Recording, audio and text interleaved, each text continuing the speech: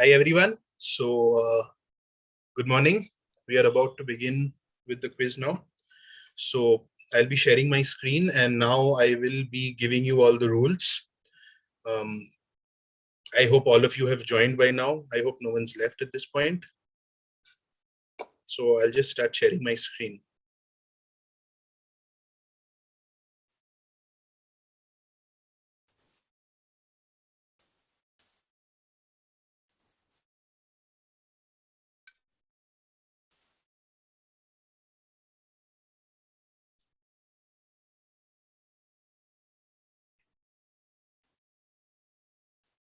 Okay, so these are the rules for the prelims right now.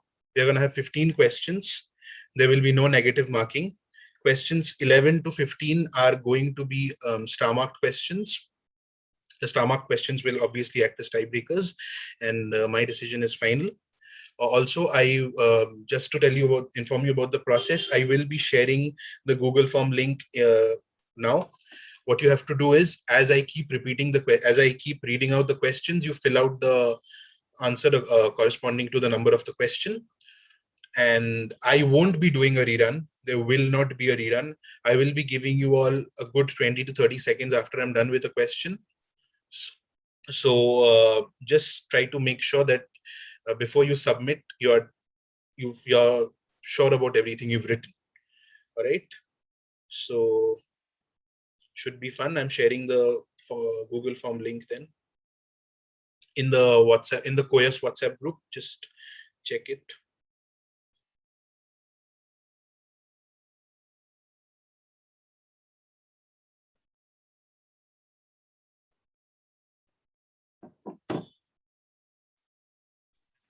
I've shared the link. Just fill in the first page with your name, the name of your team member, if you have a team name, that is, your email ID and your contact number. We'll be starting at 10:05.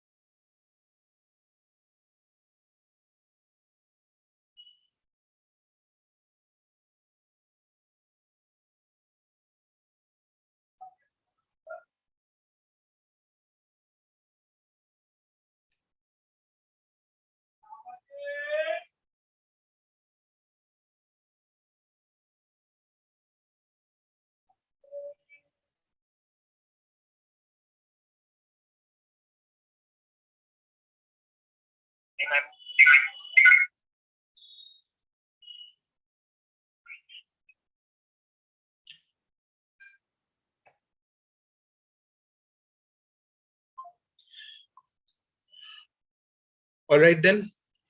So I'll start with the quiz. I hope all of you have filled up the forms. Just give me in a minute. I will start then.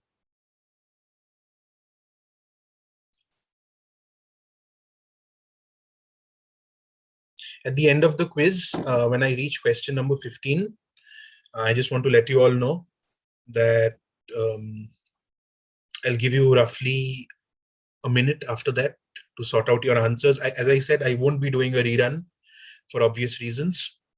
So as soon as I say, then I'll ask Swati to close the forms. And so please submit it within that minute. All right.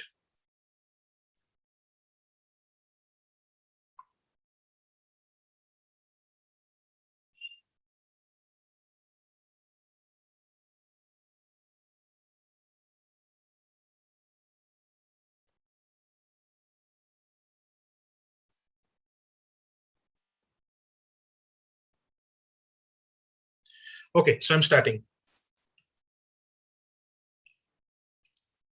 Okay, so here's the first question. Fairly easy one. This English football club, better known by its shortened nickname, was founded by schoolboys in the late 19th century. The full name is derived from a 14th century English knight, Sir Henry Percy, 1st Earl of Northumberland, who was also a major character in Shakespeare's Henry IV, Part 1. His descendants owned land in what would eventually become the locality to which this club now belongs. The club's name itself comes from a nickname that Sir Henry was given for his valor in battle. He would charge into the thick of a fight fearlessly and with great alacrity, often wearing the eponymous item, which is something you might be familiar with if you watch old Western movies. Which club is being talked about?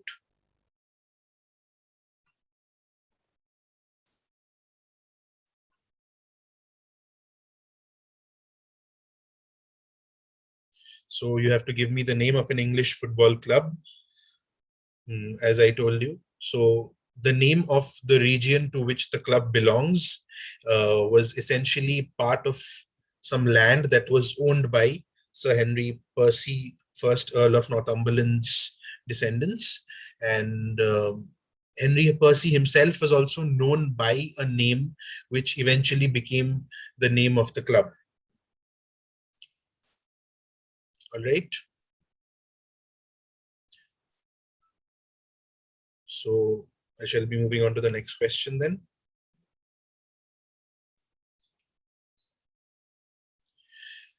This country's name is derived from the Portuguese name dash dash. This term was coined by Pedro de Sinatra, a Portuguese explorer who was apparently inspired by the mountains of the country in 1462 AD while sailing by the West African coast. It still remains a mystery as to why he chose to call these mountains dash dash. Theories range from how these mountain ranges resemble the teeth of lions to how they look like sleeping lions. The most interesting of these hypotheses relates it to how the thunders in the mountainside sounded much like the roaring of the lions. Such a natural phenomenon could certainly make a grand impression upon the traveler of the day. Name the West African country being referred to here. So it's a name that was given by a Portuguese explorer who goes by the name of Pedro de Sintra. It's a country in West Africa. And what he actually exclaimed on actually discovering the mountain ranges is what the name derives itself from. Fairly easy question again. Also, I just want to mention that blanks are indicative.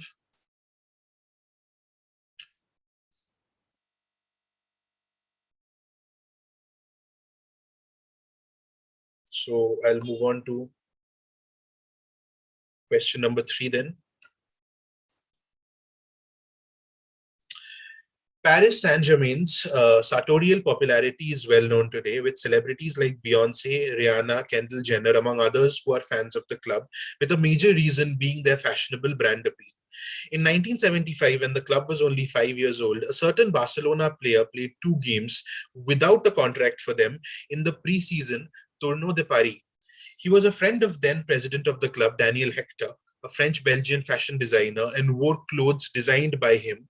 And in turn, Hector was a fan of his playing style, and he instantly agreed to play after they met each other at an Adidas cocktail party.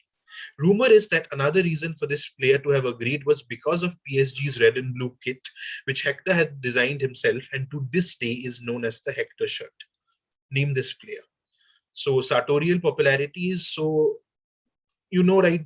So if you watch football, you know that PSG's kits are extremely stylish and they are very fashionable in general outside of their sports context. So people like Beyonce, Rihanna, Kendall Jenner, you can spot them wearing PSG shirts. So what happened is that a certain player in 1975, who's not a PSG player, played for them in a preseason tournament, and that was because he was a friend of the president of the club at the time. And also there is a rumor that apparently, since PSG's shirts got that their home shirt, which is red and blue in color, which is known as the Hector shirt, was something that he really liked. He already used to wear Daniel Hector's clothes, And so when he saw the shirt, he really liked it, and he said that, okay, I will play these 2 games for you without a contract.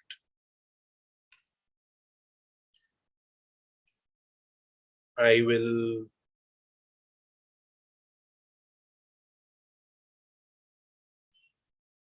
Yeah, so I will go to the next question now then.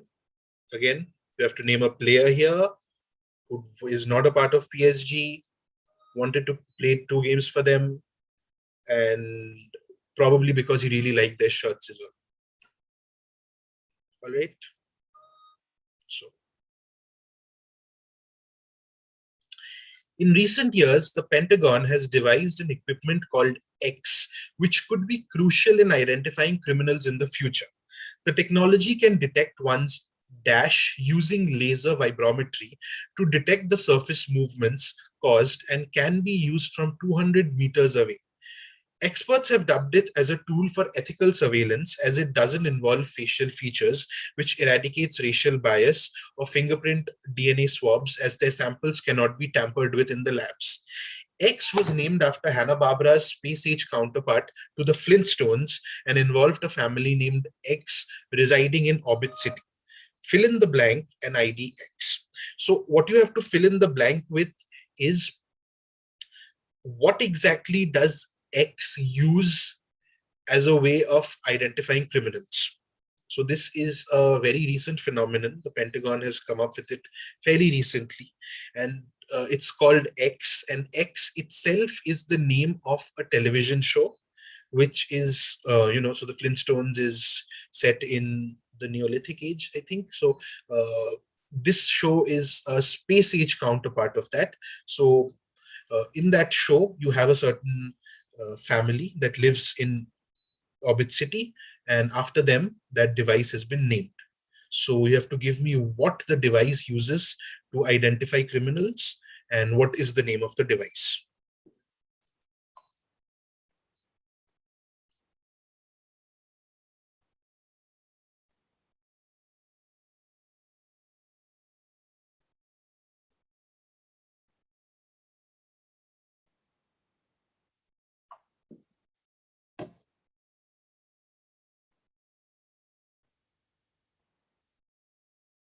And also, I think I just got a message where someone said that they are answering in the chat. That should not happen. Please, that's why you've been given the Google Forms. I mean, come on already. If you type it in the chat, everyone gets the answer. All right, so I'll move on to the next question then again. So just a final repetition of it. You have to give me both what X uses in order to identify criminals and what is the name of X, which has been derived from a television show, an animated show. Question 5. In the 1700s, when Japan invaded the island of Amami Oshima, the inhabitants were forced to surrender their X to Japan's ruling class as spoils of conquest. Legend has it that the people of Amami Oshima hid their X's in mud, but to everyone's surprise, by this they discovered a new technique for making X even more textured and beautiful. This better variety of X, which to this day continues to exist as an elite niche, is called Oshima Sumugi and is the best of its kind. Although records state that the actual technique is at least 1300 years old, the legend is what exists in the popular conscience. What is X? So when Japan invaded this island of Amami Oshima, the inhabitants were asked to surrender something, which is X. And because they did not want to surrender them, they hid them in mud. When they went and procured it again, they realized that something had changed. And because of this, they discovered how to make a better version of what they already had. So while that is anecdotal history, that is what exists in the popular conscience, even though the makers of it today say that the actual technique dates back by a good 1300 years or maybe even more. So you have to give me X. What is X?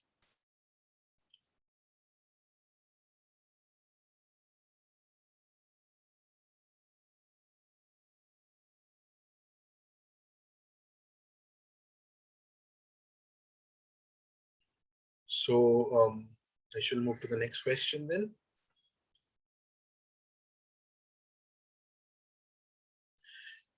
Again, a very simple question. Before X was created in 1981, Nintendo had signed an official agreement with King Features Syndicate, the owners of an iconic comic strip. When the agreement was cancelled, Nintendo decided to make a similar plotline for their game, but featuring original characters. This resulted in one of the main elements of X being a love triangle that mirrored the one present in the comic strip, which featured a comically large and muscular man, leading him to resemble something, a man in an iconic uniform and a damsel in distress. ID both X and the comic strip. So Nintendo signs an agreement with King Features Syndicate, which already has a comic strip, and says that, okay, we will make a game on X. We will make a certain game. But then when the agreement gets cancelled, Nintendo takes inspiration from that comic strip and makes its own game where the characters are inspired from the comic strip. So X is the name of the game, and I want you to give me both the name of X, which is the name of the video game that Nintendo would go on to make in 1981, and also the name of the comic strip.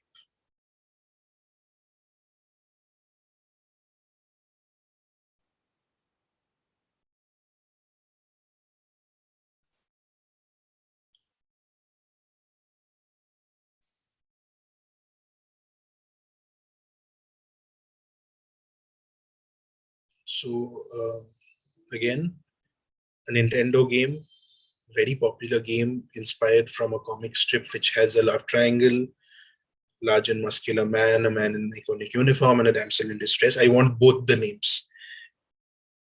So you have to give me both the name of the comic strip and the character in question. Moving on to question 7.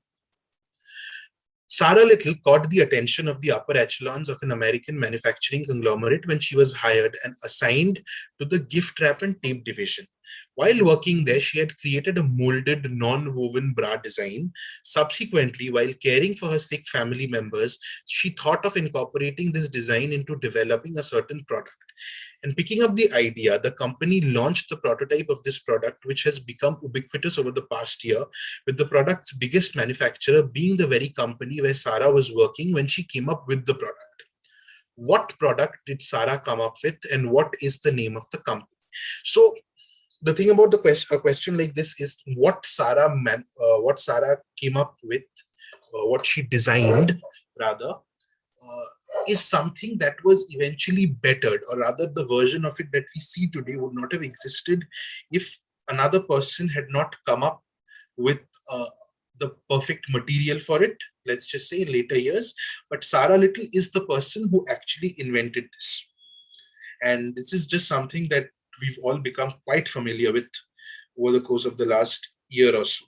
So I want, again, two names, both of the product that Sarah came up with, the prototype of it, and what is the name of the company where Sarah was working, which to this day is the company that is the largest manufacturer of what Sarah made.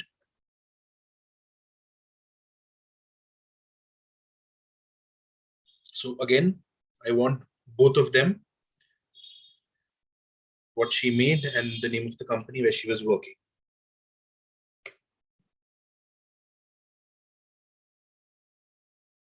Right? So molded non-woven bra design, that's a clue, certainly.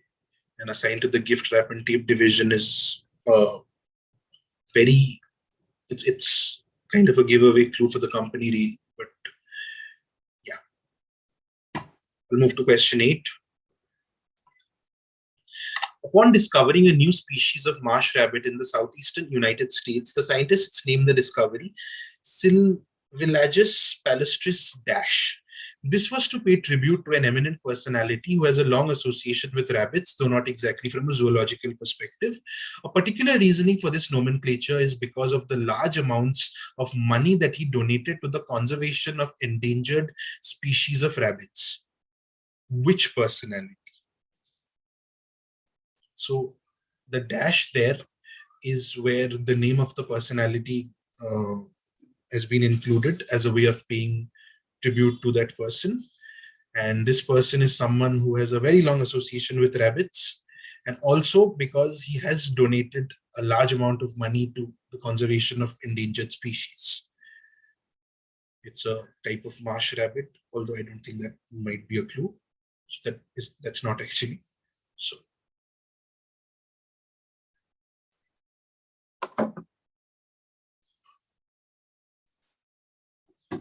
okay.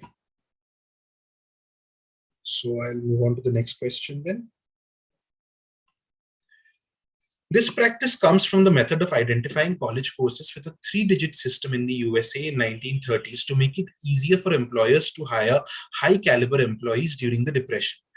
Its first usage took place in 1929 in a University of Buffalo course catalog. Starting in the 1920s, students began to think of college as a means of getting a job, which meant that they had to obtain a credential that could be compared to the credentials from other schools. It was easier to compare intro classes at several schools if they had all the same number. Now, instead of comparing which course of one university was equivalent to that of the other, employers could more easily compare the candidates because of this practice. In this 3-digit designation, the digits refer to the first digit is the level of the student's qualification. The second digit is the content area or whether the course could be taken for credit. And third digit, place of the class within a sequence of classes. Gradually, a certain designation stemming from the practice has entered the common vernacular, referring to introductory courses in both schools, colleges, and even talking about any kind of learning process in general. Which practice am I talking about? So it's a 3-digit system that originated in the US in the 1930s. I've provided what the designation of the digits is. So yeah, it was meant to help employers identify a student's level of education or the kind of qualification they have. And yeah, so now it's something that we use just in everyday parlance, really. I mean, I don't think that most people even associate it with formal education anymore. It's just something that we say. Very common. It's very common, actually. Okay. So I'll move on to question number 10 then.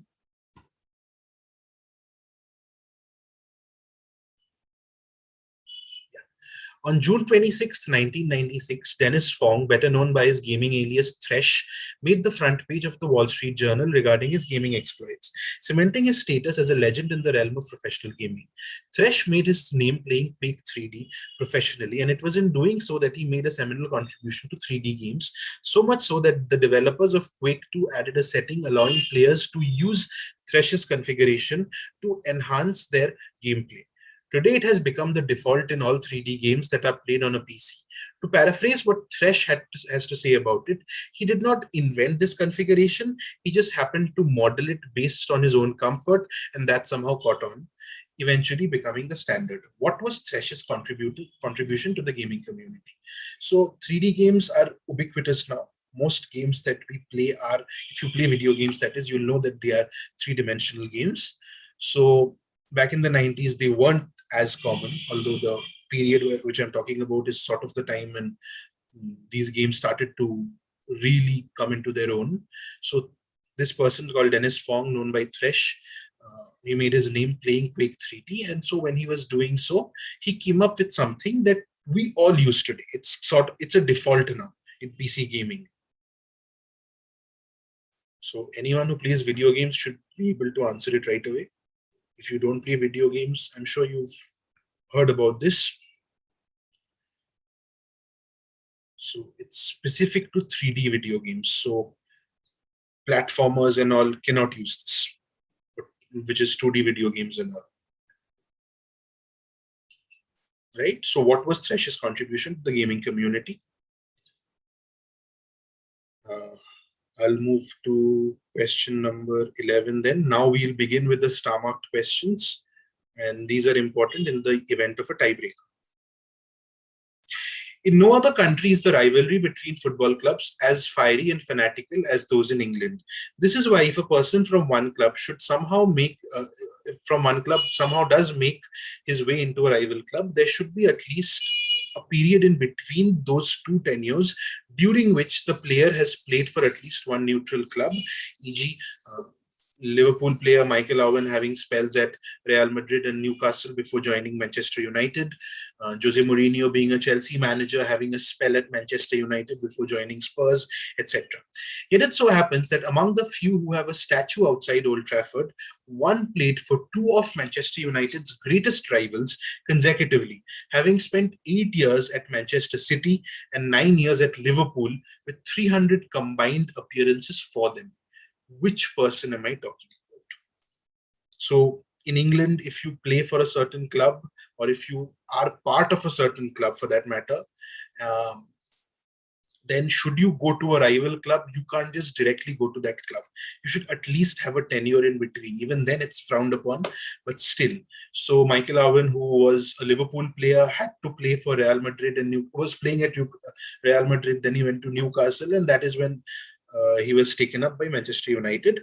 And Jose Mourinho, who was Chelsea manager, he spent some time at Manchester United before joining Spurs. Now United and Chelsea aren't exactly, they are rivals, but of course they're not as big rivals as Chelsea and Spurs, what with them being from the same city, which is London. So this person I'm talking about has a statue outside Old Trafford.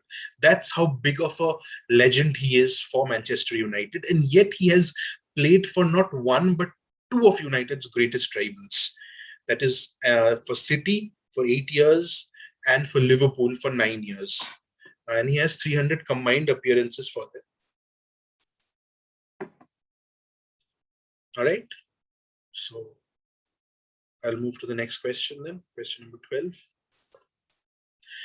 Recent geopolitical studies, especially since the outbreak of COVID-19, has renewed interest in the concept of pathologizing of spaces. Think Donald Trump vehemently referring to COVID-19 as China virus. An important dynamic that can be observed through the recent history of global pandemics has raised a question on how the West chooses to term these outbreaks. The Ebola breakout was termed as X, as has the current pandemic been referred to by various media outlets as X. The same terminology was consciously avoided by the Western media to describe the outbreak of the Hantan virus owing to its mainland American origin. X itself is the name of a cult 1960s science fiction novel about a pandemic with extraterrestrial origins and which had been adapted into a movie by Robert Wise in 1971. The political angle of the use of this term has greatly raised questions about the perpetually biased view of the East when it comes to the Western media and even the so-called liberal camp of it. Name X. So X is the name of a certain novel. And also X is a term that the Western media has used to describe any sort of outbreak in Eastern nations or in African nations. When the Hantan virus broke out in America in the 90s, the Western media never used this term. So this sort of very typical colonial mindset of othering the global South is something that still exists. So that comes from, and the term that they use is X, which again is the name of a novel. So what is X? Give me X, which is also the name of a novel, as I said. All right, I'll move on to the next question. Last three now. This professional baseball team was originally founded as the Slippery Rock Sliders, based in London, Ontario, in Canada, 2007.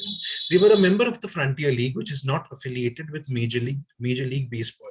After several name changes, they finally settled for Dash Dash. The choice of the name and mascot proved controversial with many, as it was felt that basing it on the name of the most notorious English figure of the latter half of the 19th century was insulting and stupid, according to Megan Walker, director of the local London Abused Women Centre. Rick Chandler of the NBC Sports and Rush Limbaugh, though, defended this choice.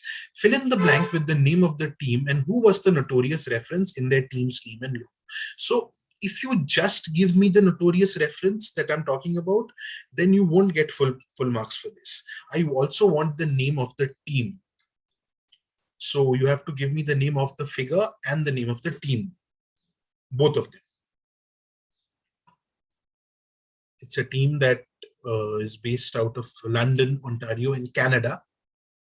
And They did not play the major league, and their name proved very controversial and also the mascot that they chose, which is related to the name itself. So give me the name of the team and the reference. Just the reference won't fetch you full marks for it. All right, last two questions. Himachal Futuristic is one of the few surviving stocks among a group of 10 stocks which came to be associated with an infamous protege in trading circles. As a result, an alphanumeric moniker was assigned to these 10 stocks specifically, which was a pun on the said person's name as well. Which moniker? So Himachal Futuristic is among a group of 10 stocks. Actually, it is one of the few stocks of those original 10 stocks that has survived, and it is associated with an infamous protege in trading circles. So his name led to the creation of this alphanumeric moniker, and that's a pun on his own name. So I want this moniker that is given to these 10 stocks which are associated with him. I don't want his name. I want the name of the stocks, or what this group of 10 stocks is known as. If you want, you can give the reason as to how you arrived at that, but just giving the name of the person is not enough. All right, it's alphanumeric, so make a note of that. So we come to the final question of the prelims. Connect these images to an album. 5 points each for naming the album and the artist. So if you give me just the artist, I'll give you 5. If you give me just the name of the album, I'll give you 5. Both of them together will get you 10. 1 rather. That's a mistake I didn't correct. 0.5 each. So you have 4 images here. You have a photo of Nixon and Brezhnev meeting in Moscow in 1972. You have a bridge here. You have a drummer playing drums, and you have a logo of the iconic New York Mets. So connect these 4 to an album, music album, of course. And again, 5 points for 0.5 rather for both of them. Right? So you have 2 minutes now to go through your answers. As I said, there won't be a rerun, and then we'll close the form. So it's 10:33. At 10:35, I'll close the forms.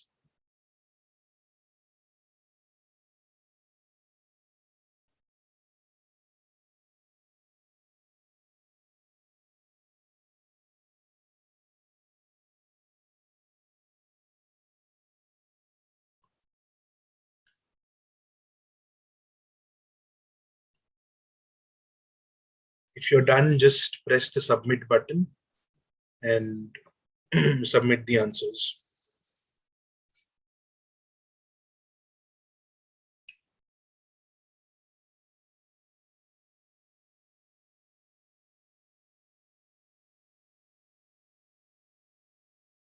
I'll actually close it in another minute.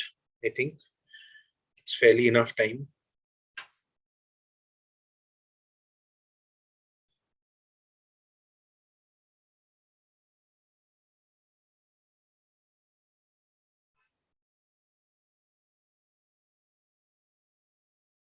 Okay, so I'll be closing the forms now then. All right. Whatever you've done, just submit the forms already. Don't leave the chat. Once I get a response that all of you have submitted, I'll just do a run of the answers. Then we'll check the forms and get back to you in the WhatsApp group itself.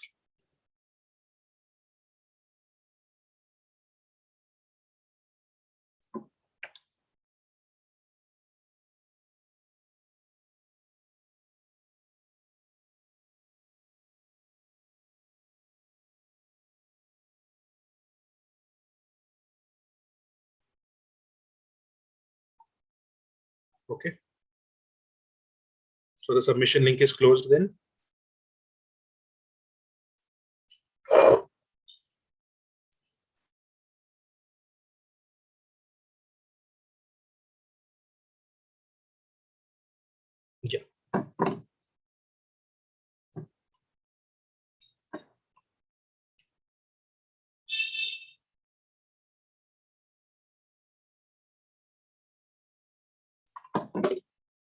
So coming to the answers of the questions. The first question, which English football club named after Sir Henry Percy? That is Tottenham Hotspurs. He was known as Henry Hotspur because he wore spurs on his boots, and the area where he owned land is known as, his descendants owned land is known as Tottenham. Second, the name of the country that Pedro de Sintra discovered,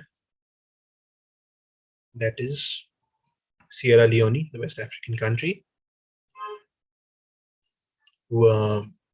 PSG, a Barcelona player who played 2 games without a contract for them in the 1970s, in 1975 rather, because he liked their shirts.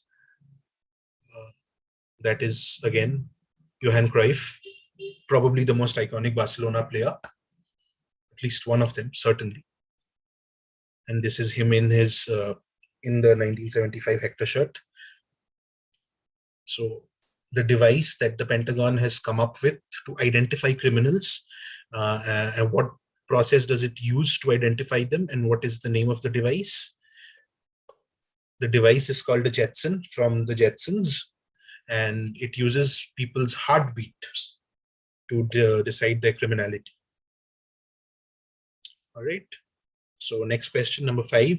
What is it that the inhabitants of Amami Oshima surrendered that is made to this day, but then again, after hiding it in mud, they came up with a better version of it, that is kimonos.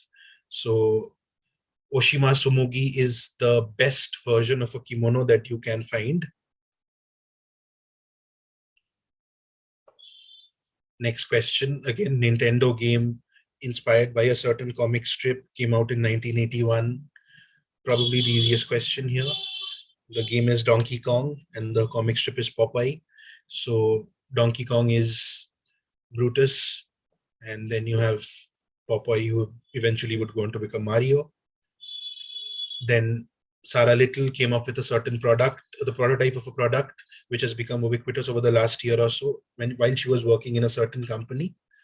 So the product is an N95 mask, and the company is 3M. I guess gift wrap and tape should be a giveaway for that, since their stationaries are quite popular. Then again, a person who's associated with has been associated with rabbits for a long time. I guess again, quite easy, not for zoological reasons. That is Hugh Hefner, and the rabbit species is called Sylvaligis palustris hefneri, named after him.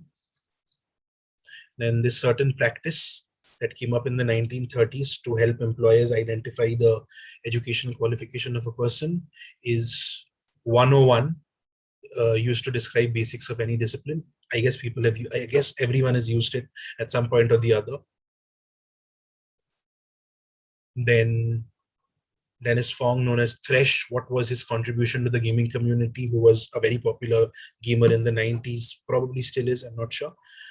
He's the one who started using the WASD keys for movement of a character in video games, in PC games. So a very important contribution, because now if you play a 3D game, this is the default setting. Then a Manchester United legend with a statue outside Old Trafford, who has played for 2 of United's greatest rivals, City and Liverpool. That would be Sir Matt Busby. He was supposed to become a manager of Liverpool, but then the job was rejected. I don't know the specifics, so he took up the United job, and now, well, he's synonymous with the club. Then the pathologizing of spaces and how the Western media terms Eastern and African disease outbreaks, but they never use it to term their own outbreaks. Based on the name of a novel from the 60s, is the Andromeda strain. Even COVID-19 has, in some cases, been called the Andromeda strain, very limited number of times, but it has been called so. 13, professional baseball team that did not play in Major League that did not play baseball. Sorry, that did not play Major League Baseball. Notorious for the adoption of their mascot and the name that they took up. That is London Rippers after Jack the Ripper. And if you have not mentioned Rippers or at least London Ripper or something, or London Ripper at least, then you won't be getting full marks for the question. If you just give Jack the Ripper, you won't be getting full marks for this question. Himachal Futuristic, one of the few surviving stocks among a group of 10 stocks associated with a protege and an alphanumeric moniker. That's a pun on the name of the protege, is K10 from Ketan, which is Ketan Parekh, who was a protege of Harshad Mehta. And finally, you have these 4 images, with the Connect being the new abnormal by the Strokes, since that's Brooklyn Bridge. So the song Brooklyn Bridge to chorus, Mets being ode to the Mets. Moscow 1972 is mentioned in the song Bad Decisions, I think, yeah. And then you have Fabrizio Moretti, who's the drummer of the band. And there's the iconic line from Ode to the Mets, which is drums please Fab. So that's him, Fabrizio Moretti, playing the drums. So that's the prelims. We'll be announcing the results in the group in about, give us another 10 to 15 minutes.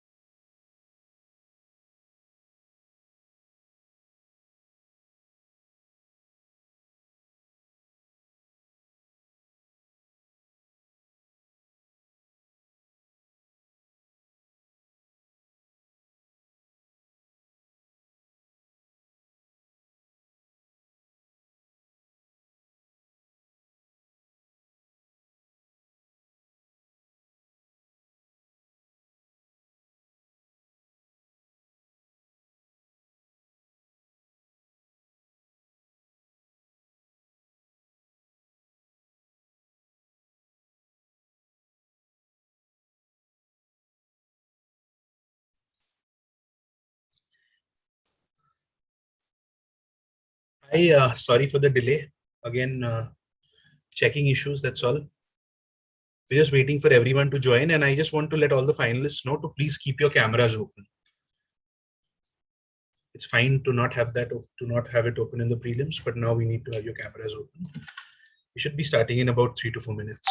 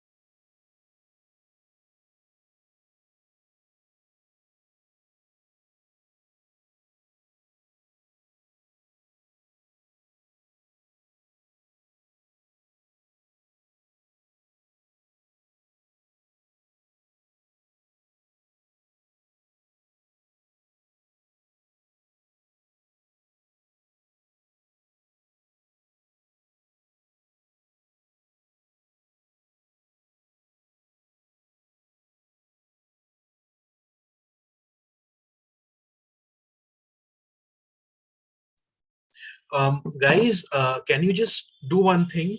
Can you just change your names according to your team numbers? So that will be convenient for us. Can you just please do that in the meantime? We are adding participants.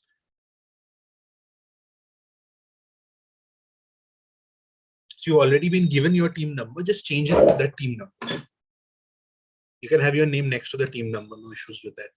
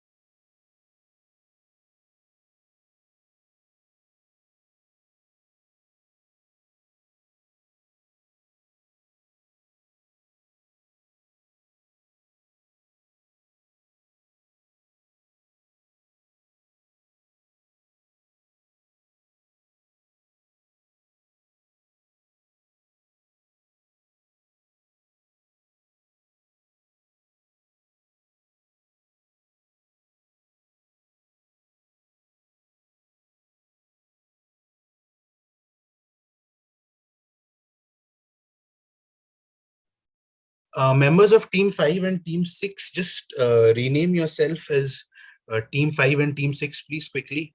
We are very sorry for the delay. It's just a issue with one team that did not give us their correct phone number. Members of Team 5 and Team 6, just rename yourself as Team 5 and Team 6. If you can already see how Team 1, 2, 3, 4 have renamed themselves.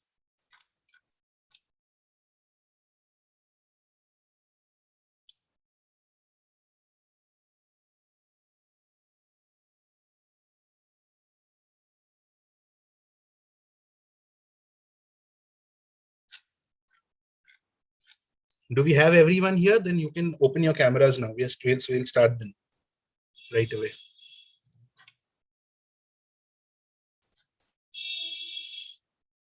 Open up your cameras and unmute yourselves whenever you are being asked a direct question.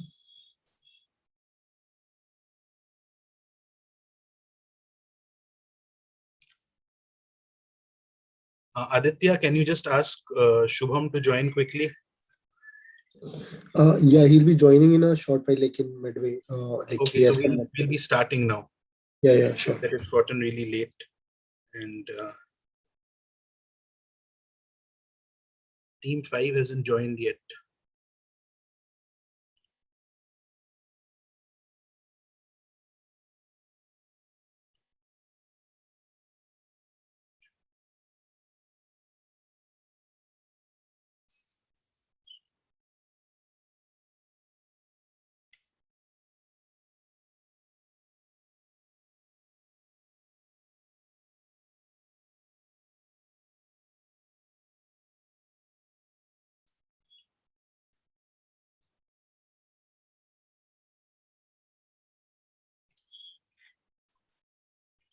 So we have Team 1, both members of Team 1, one member of Team 2, two members of Team 3, two members of Team 4, one member of Team 6. Anyone else who's here, who's a finalist, please rename yourself with your team name, with your team number, quickly.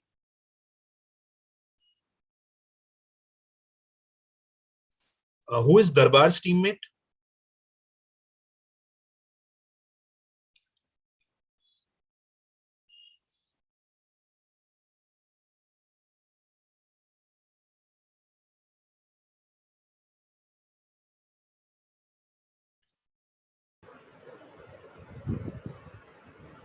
Is there someone still missing? Can we begin now? I mean, yeah. It's been an hour later than. Yeah. I have to as well because our India quiz is from 1 o'clock. We are already getting late. We are very late for that actually. To attend that as well. Yeah. It's just that Team 5, whoever it is, then they have not renamed. I don't know what they're doing. He said that he's joining. It's fine. I think they can join later. Okay. Yeah, actually, I mean. Okay. Yeah, we'll start without them then. So all the members of Team 6, your teammate isn't here, right? Yeah, he'll be joining in a short while. He has some work to do. Okay. And Team 2 is here. Team 6. Okay. Team 5, I'll be beginning without them. Okay then. 24 questions. All right. So the first question is for Team 1. How do we pounce, guys? Yeah, there is pounce. That's why we have the WhatsApp groups. So whenever there's pounce, text the answer in the WhatsApp group.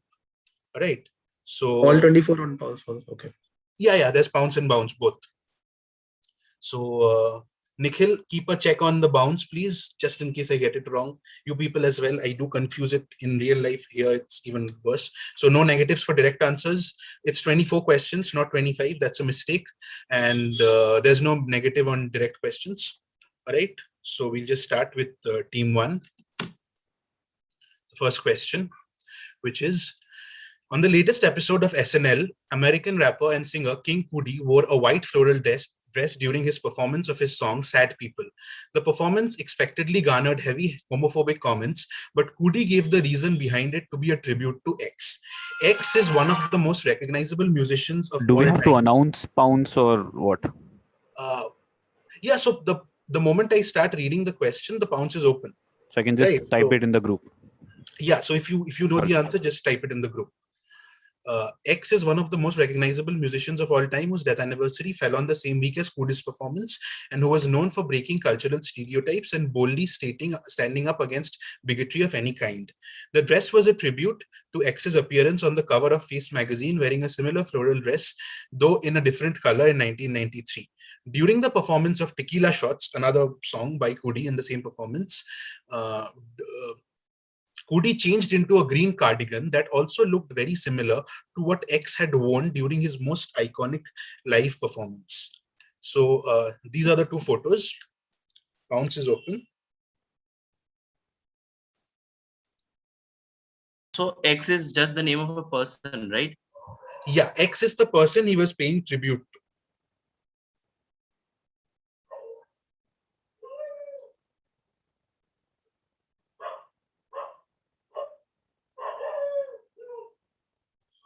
Okay, so team 3 has bounced. Team 2 has bounced. Hi, do we tag you when we bounce on the WhatsApp groups? Yeah, in the WhatsApp group. I think team you're Lavanya, right? No, I'm team 1, so it's our direct, but So it's for your future reference, we Yeah, tag yeah. you in the bounce, right? Yeah, so team 4 has bounced as well. And team 5 hasn't bounced. All other teams have bounced, and they have bounced correctly. So team 6 also bounced. Hello. only team 5 has not bounced.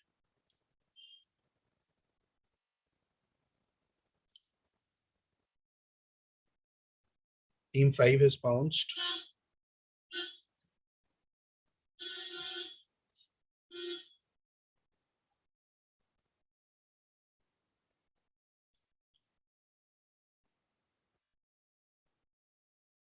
Okay, so team 5 has bounced as well correctly.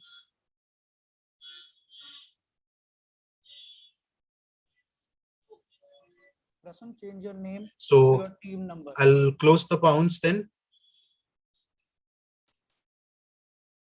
All right. So all the teams bounced and they got it correct. So team 1, This what's is your Kurt answer? Cobain.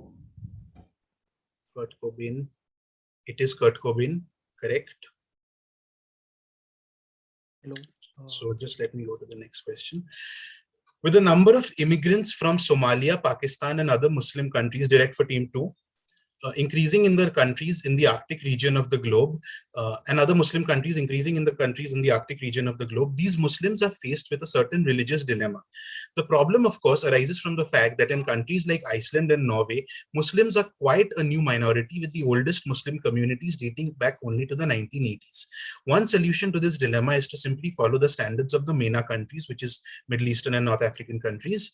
Arguably, the most optimum one is to follow the standards of neighboring Muslim countries, if any, or to climb up mountains at a particular time, which given the dilemma is both tiring and illogical. Some Muslims even go back to their motherland around this time of the year to avoid the most taxing extremity of this problem. What problems do Muslims face in this particular region? In other words, which condition in these countries makes them face this problem?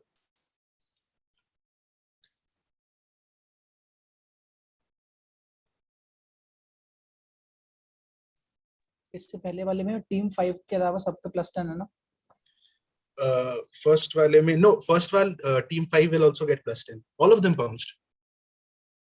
Okay. Team 1 is bouncing. Team 1 is bouncing.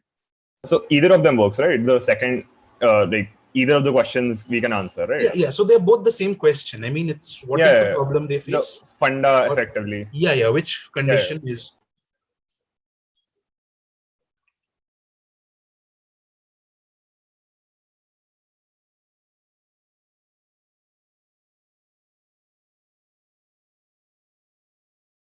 Hello, yeah, Shahim, just a thing. I think you should close the bounce and then check all the bounces. Yeah. Just a second. Team 1 has bounced. Is that enough for you, just to confirm, Shahim? Do you need some more explanation? For team Is 1. that team team Team one. one. Yeah. Do you Yeah, need yeah. more? Do you need more explanation, or is that enough? Explanation as in? The explanation for the answer, like we've given you the condition and the problem, but do Do you you need? want us to expand on our answer? Yeah, so you just expand. Actually, you have given a decent answer. Yeah, no, it's fine. It's fine. Thank you. Shahim, team 4 also pounced. Yeah, I got it. Just a second. Team 4. Team 3 has also pounced. Have you checked? Which team again? Team 3. Team 3. Like, do Okay. we need to add something or? No, that's fine. Team 3. Same team 6. Hello. Team 1. Yeah. Team 6. Okay. Team 6 also pounced. Team 5 has also pounced. Is the pounce closed now?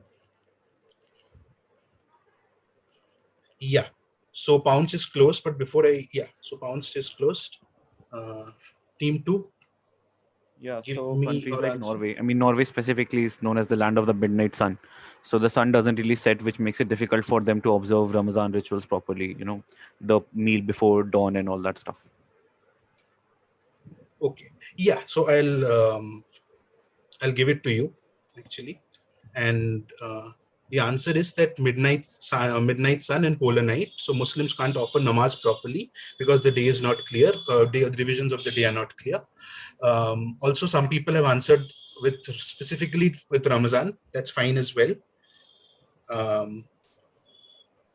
So it was team 2's direct. Team 1 plus 10 to team 1 plus 10 to team 3 plus 10 to team 5 and plus 10 to team 4.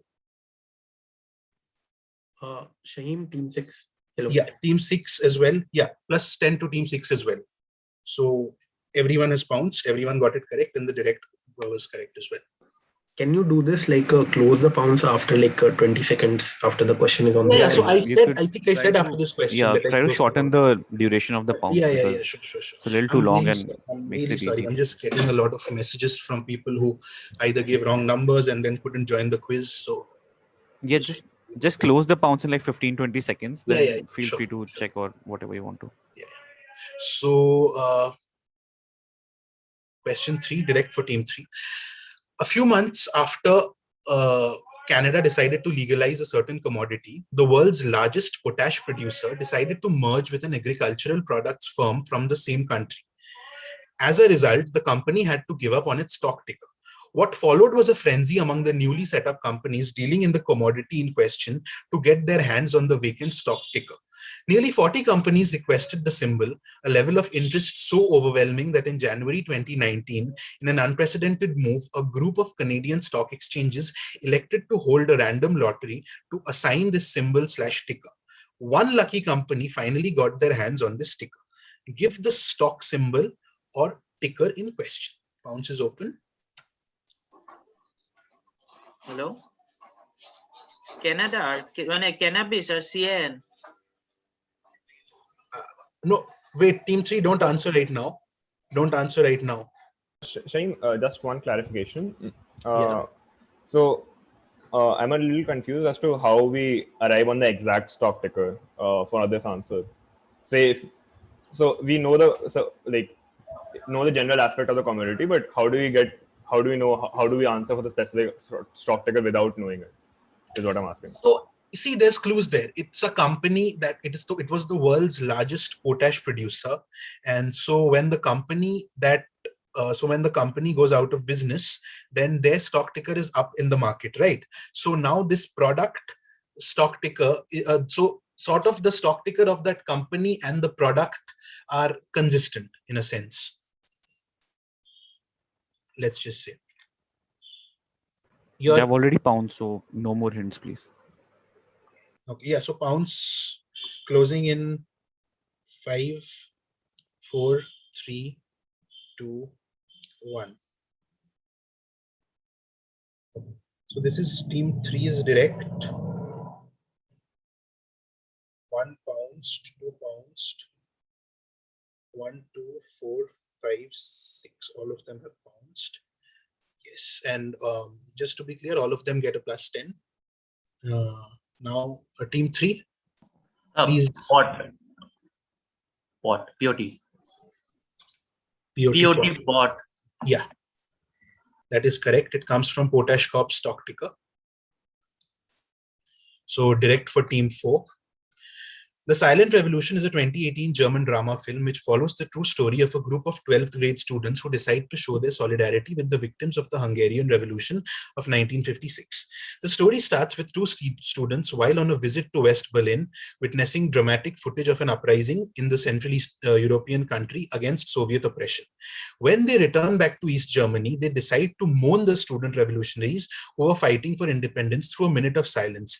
It is this act which doesn't go down well with the authorities, who deem it as counter-revolutionary.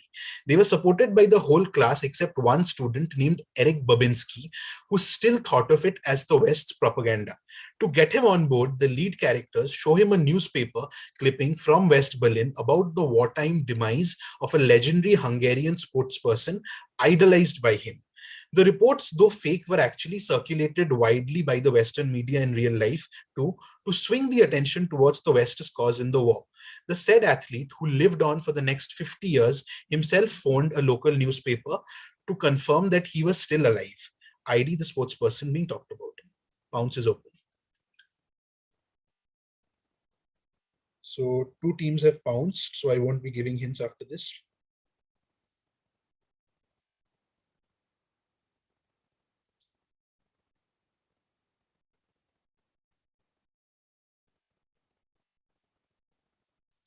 Team 5 has said pounce. Please provide us with your answer.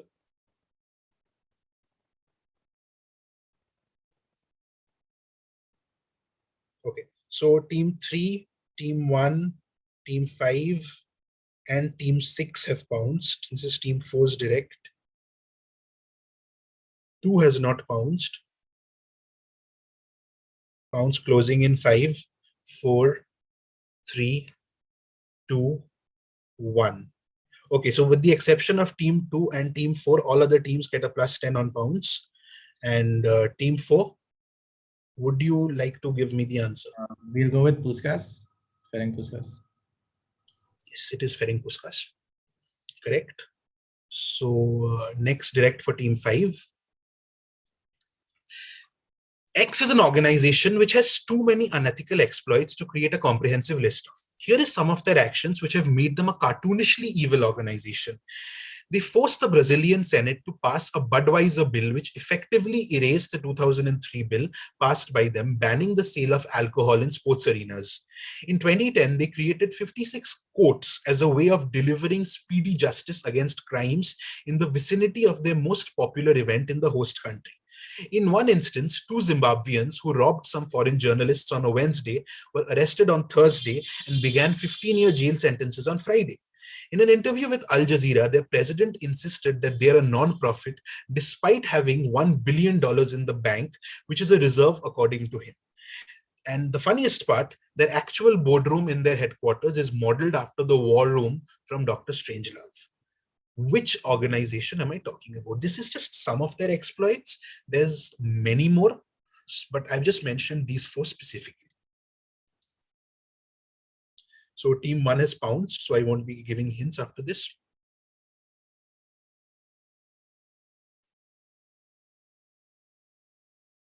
Two has pounced as well. 4 has pounced as well. Pounce closing in 5, 4, 3, 2, 1. So, okay, team 5 pounced just in time.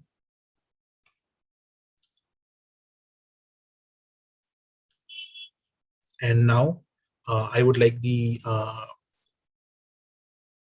direct, whose direct is it? It's team 5's direct, right? Team 5's direct. Okay, so team 5 answered on a pounce actually. So Can we pounce on our direct question? I mean, you can obviously, but that's a risk that if you're willing to take, and there's no point in doing it. Okay, so I mean, we have already pounced. So I mean, can I just reiterate the answer? So direct. Right now. Okay, so actually you've pounced it, so I won't be giving the answer to you. So team 6, you have not pounced. So can we get the answer from you?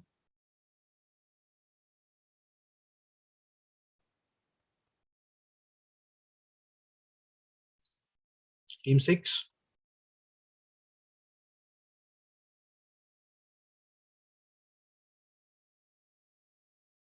Answer, or are you going to pass?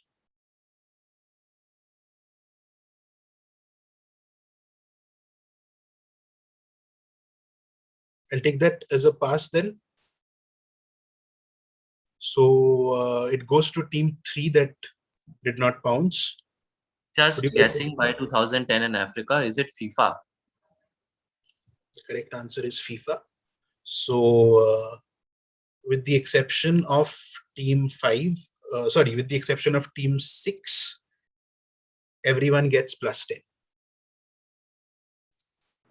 Except 6, right? Except team 6, everyone gets a 10. Yeah, except 6, because 6 did not answer. 6. Yeah. Team 5, the members of Team 5 are requested to rename themselves, and also, Prasoon Kumar, please open up your camera. Yes, okay. Is that fine then? Shall we move on to the next question? Yeah. So team 3 answered. So the next question will be team 4's direct. Okay, this is a fun one. In 1993, Ken dolls were not nearly as popular as Barbie dolls owing to their limited accessories. In order to appeal to what was popular and cool, a survey was carried out amongst 5-year-olds by Mattel. The quiz little girls that Mattel surveyed were more than happy to repeat back what they saw as cool, mainly whatever was airing on the still nascent MTV. The most popular item that came up in the survey was a highly ubiquitous accessory on TV at the time, especially amongst backup dancers, though used differently than intended. This is how Earring Magic Ken, a companion to Earring Magic Barbie, came up, clad in a purple mesh shirt, a purple leather vest, wearing a big shiny silver ring around his neck. It is probably true that the designers of the doll never saw the fashion doll saw the fashion out of context and never thought to dig deeper. Mattel staunchly denies the doll was intended to have anything to do with homosexuality at all, despite the inspiring item being a gay club staple at the time. What is the item that inspired this doll of lines and became extremely controversial for Mattel? Here's an image of the Earring Magic Ken. Pounce is open, by the way. No one has pounced. This is which team's direct again? There's more Team than Force one direct. identifier here. I mean, you want the one that's sort of associated with the name or something else? So if you look at the product, right? So Yeah. So the question here is that so they were not selling enough Ken dolls. So they were like, okay, let's go and ask these young girls what is popular. So they start naming this certain item which they saw on MTV, which was seen amongst backup dancers, but it was not used by them in the way that that item is intended to be used. So when they named this item, they realized, okay, then we'll take this as an inspiration, and they ended up creating Earring Magic Ken out of it. So the name should tell you that the earring is sort of the central piece of the product, right? So one team has bounced. Prasoon Kumar, please open up your camera. Is that direct for team 4 or for team 6? Is that normal bounce rules? Yeah, it's team 4 for now. The direct is for team 4. So you want like the item association of the item with a particular person, or No. It's a generalized product. It says that it's a gay club. It was a gay club staple at the time. The problem became that its associations were very, let's just say, not appropriate.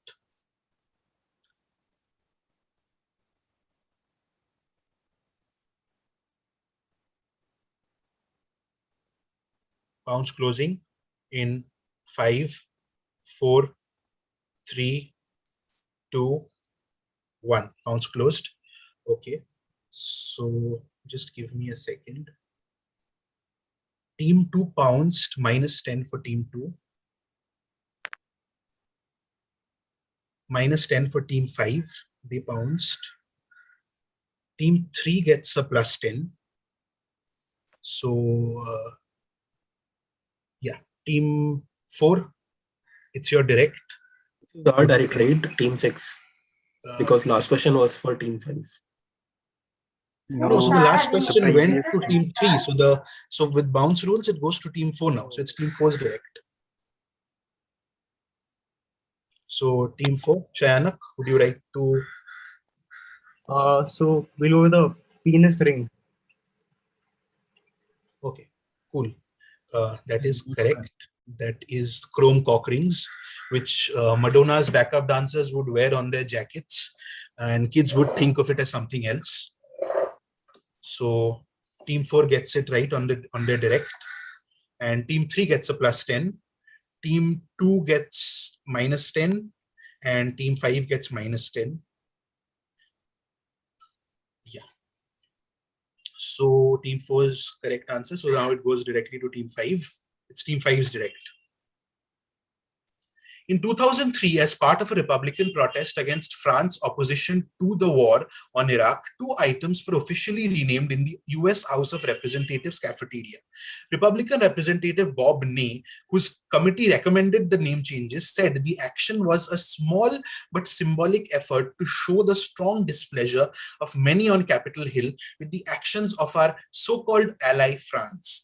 Democrat Jose Serrano from New York described the move as petty grandstanding and asked, should we ban French wine, Belgian waffles, or Russian dressing? If Mexico votes no, should Mexican restaurants also be banned? Name these 2 items, +5 for giving their renewed names. So there's 15 marks up for grabs in this question. Pounce is open. If we pounce, do we have to give the renewed name as well? No, it's optional. If you give me the renewed names, you get +5. So it's 15 then. That's right. What do you want exactly? If I get the renewed name incorrect, there's no names or the negative. older If I get you the 2 items correctly. Just a second. So giving a wrong renewed name will not get you negative marks since it's bonus here. And I want the names of these 2 items that were banned in the White House cafeteria when France showed its opposition to USA's war on Iraq. Pounce is open, by the way. It's been open.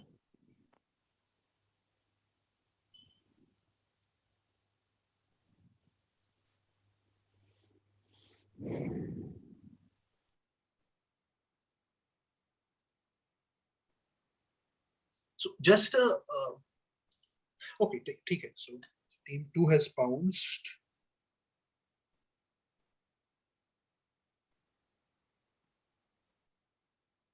Team 3 has pounced. Team 1 has pounced. Team 4 has pounced. And yeah, I think team 4 has pounced. Team 6 has pounced as well. Whose direct is it? It's team 5's direct, right? Yes. So all of them have pounced. So yeah, pounce is, wait a second, pounce closing in 5, 4, 3, 2, 1.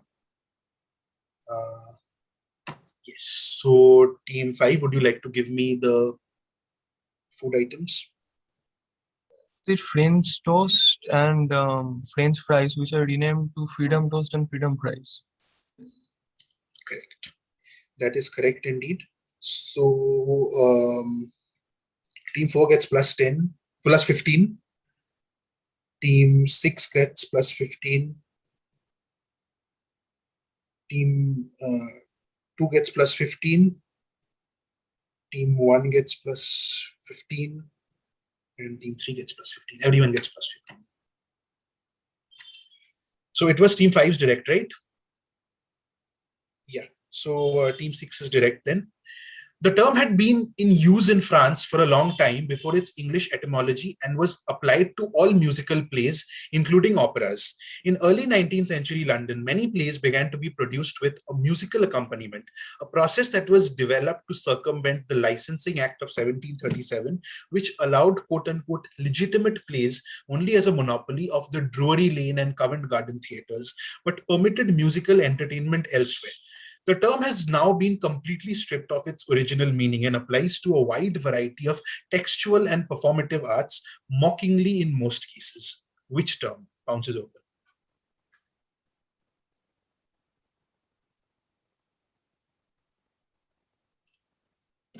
Pounce is open for now. Team 6 is direct. Yeah.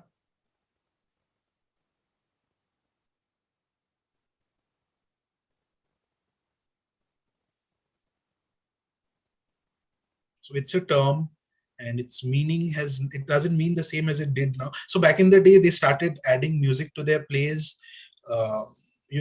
because musical entertainment was permitted. Otherwise, it was not considered, legitimate, and only Drury Lane and Covent Garden theatres were allowed to perform at the time. So this term came up at the time to describe these plays specifically. Now it has changed completely. Now we don't refer to this word within that context anymore. Pounce closing in 10 seconds. Team 5, we have to disqualify you अगर फिर से आपका camera बंद हुआ. We are warning you again and again. This is the final warning. We have to disqualify you then. Excuse me, I would like to report something. Because I'm doing it in my phone, so repeatedly switching to WhatsApp for answering, it's causing my camera to turn off. You can ask your teammate. He's on laptop. Ask your teammate to pounce. Okay. So team 1 and team 5 have pounced. Yeah, so pounce is closed now. So team 6 answer. Shane, shall I answer? Team 6. Yeah, please do. Yeah. So is this the term patent? Patent. Yeah, for patent. No. Team 1 has pounced, and so it goes to team 2 now. Team 2, would you like to try? Just to clarify, team 1 and team 5 both get -10. This parody. Not parody. Team 3. Is it legit from legitimate? It? Legit from legitimate. No. Satire. Team 3. So now it's team. Who answered satire? Team 1. I thought the questions were over. I thought all the teams had pounced. That's why you were saying the answer is not. No. Only team 1 and team 5 had pounced. Oh, so my bad. There was at team 3, I think. Team 3 said legitimate. Yeah. So I will go to team 4.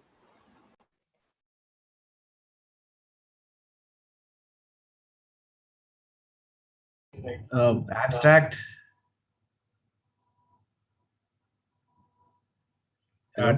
Okay, so you said abstract, team 4. Okay, so actually not abstract. So it was team 6's direct, I think. So we are ending it. Team 5 and team 1 get -10. Answer is melodrama. Right. So it was team 6. So now team 1's direct. X syndrome is the name given to the spontaneous return of a normal cardiac rhythm after failed attempts at resuscitation. One hypothesis for the phenomenon is that a chief factor, though not the only one, is the buildup of pressure in the chest as a result of cardiopulmonary resuscitation. The relaxation of pressure after resuscitation efforts have ended is thought to allow the heart to expand, triggering the heart's electrical impulses and restarting the heartbeat. Other possible factors are hyperkalemia or high doses of epinephrine. It is an extremely rare syndrome, and its occurrence has been noted 38 times since 1982. name X is the same as a biblical character who was the subject of a great miracle. For those unfamiliar with the Bible, it is also the name of Ra's al Ghul's greatest discovery, which led him to becoming a villain through a series of unfortunate incidents. What is X? Team 1, I won't be giving Team any one hints. is Team 1's direct, right? Yeah, Team 1's direct. So a lot of people have pounced. Team 3 has pounced, Team 2 has pounced, Team 6 has pounced, and Team 4 has pounced. And Team 3 has pounced. And 5 has pounced as well. So I guess all of them have pounced.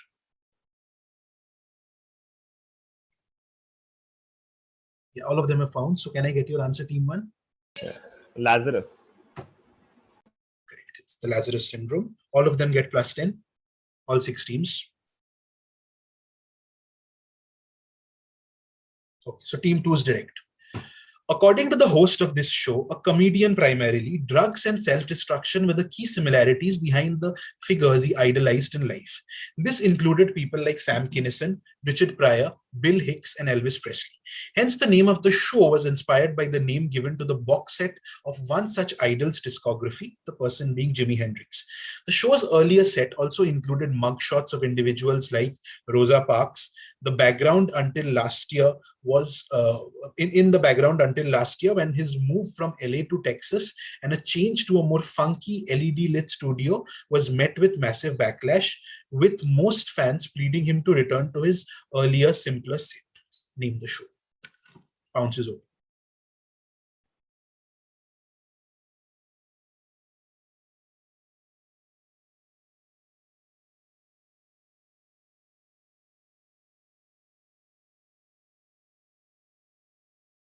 Team 2 is direct, right? Yeah. So pounce is open. I'm counting down now.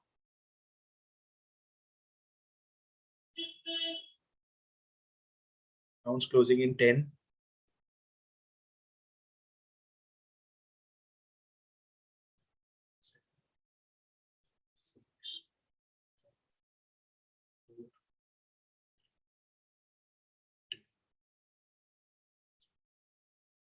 Okay, so pounce is closed. Team 2, can I have your answer?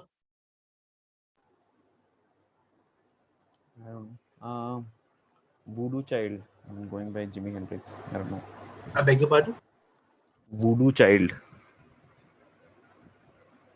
Jimi Hendrix. No, not Voodoo Child. So Team 3, would you like to give it a try?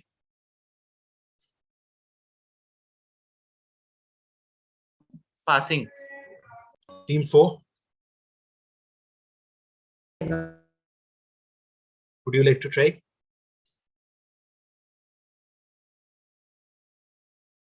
Go ahead. Is this Conan O'Brien? Not Conan O'Brien. Team 5. No, pass. Team 6.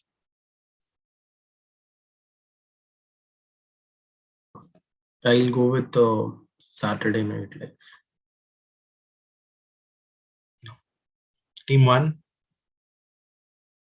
Yeah, so this is from the Jimi Hendrix Experience, the Joe Rogan Experience. Correct. Joe Rogan Experience from the Jimi Hendrix Experience. I said that it's the discography of Jimi Hendrix. So Jimi Hendrix Experience, Joe Rogan Experience. So this is the old set, and now he has a new sci-fi set, basically. So plus 10 to Team 1, right? No, Team 1 answered correctly, so it's direct to Team 2. No, plus 10 to Team 1 only. Yeah, plus 10 to Team 1 only. No one pounced, so no negative marking. So Team 2 is direct. The earliest instance of the usage of the term dash sheep or goat can be found at the turn of the 20th century in the New York Times. In an obituary, a sheep named Dash Dash paid the price of his treachery and was finally butchered. He was called so as he led thousands of sheep to their death. This term, used for a sheep or goat that had caught on after that. One of the major instances of deploying a dash goat was in the Galapagos, when goats became an invasive species in the island, destroying endemic flora there. The authorities went on a mission to kill those goats and succeeded in culling about 90% of them. The remaining few tried making sense of the danger and became adept at hiding from the approaching helicopters, which marked their death. So in order to eliminate the remaining goats, a few goats from the island were captured and got radio collars attached to them. These dash goats would find out the remaining goat herds, making it easier for the forces to track the remaining herds. Every goat was shot except the dash goat, which was deployed for another mission, which this was done for every 2 weeks a year. Due to the services of these goats, the authorities were able to cull all the invasive goats. Give the apt labeled term to these goats. So two teams have pounced, so no hints. Team 3 and Team 1 have pounced.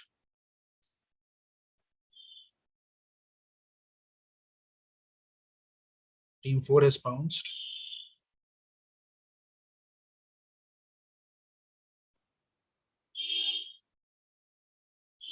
Four, 1, and 3 pounced. Pounds closing in 10, 9, 8, 7, 6, 5, 4, 3, 2, 1. So pounds is closed. Team 2, you're direct. Would you like to give it a try? Yeah, is it Pied Piper? Led the 1,000 sheep to death. No, it's not Pied Piper. Team 3 has pounced. Team 4 has pounced. So Team 5. Judas corpse. Judas. Yes, it is Judas goats. So Team 5, Team 3, and Team 4 get plus 10, and Team 1 gets minus 10 because they answered. Isn't it a scapegoat? No, but the term is actually Judas goat. But this is the same thing, right? Like, I'm pretty sure it's the same thing. No, scapegoat as a term has existed for a while. This term was used for the first time about 20 or so years ago. So this term came about much more recently. Okay, sure, fine. So Team 5 answered on the direct, on the bounce. So, anyway, so next is Team 6's question. Direct to Team 6. In 2012, NASA came up with the Z1 suits, the biggest departure from the standard EMU suits since 1998. Flexible white and lime green accented, the suit is designed not only to help astronauts comfortably maneuver during spacewalks in microgravity, but also to deftly move about when walking on the surface of a planet or other smaller heavenly bodies, like an asteroid. One of the big differences is the rear entry design, which makes it less prone to injuries. When first images of the space suit surfaced online, various news outlets agreed on whose suit it might be modeled on. Name the alleged inspiration for the spacesuit's design. This is direct for Team 6, right? Team 6. Pounce is open, by the way. Team 1 has pounced, Team 2 has pounced, Team 3 has pounced. Please close pounce a little quicker, because even while reading the question, it takes about 20-30 seconds, right? Yeah, I agree. Yeah, I'll close the pounce in 5, 4, 3, 2, 1. It's Buzz Lightyear. Yes. Team 5, I cannot take your pounce. You actually pounce right when I close the pounce.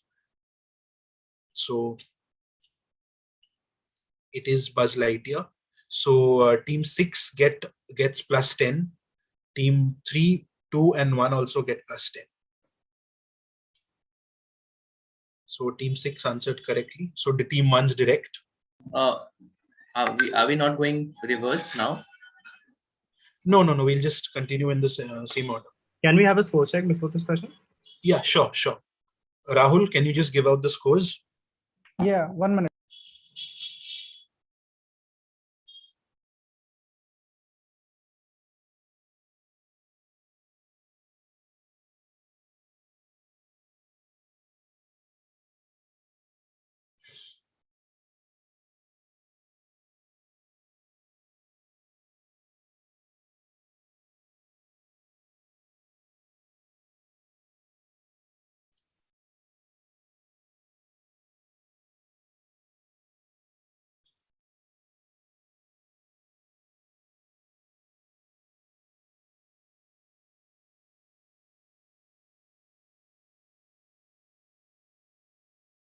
So the scores are team 1 75, team 2 65, team 3 105, team 4 95, team 5 65, and team 6 75.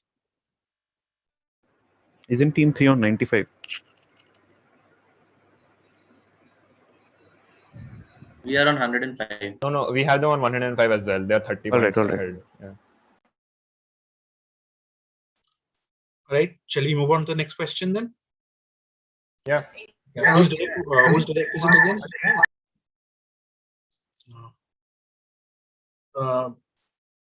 This is just a second. Which team's direct was it again, Rahul? Team 1. Team 1, I think. The last was answered by team 6, Buzz Lightyear. Team 1's direct.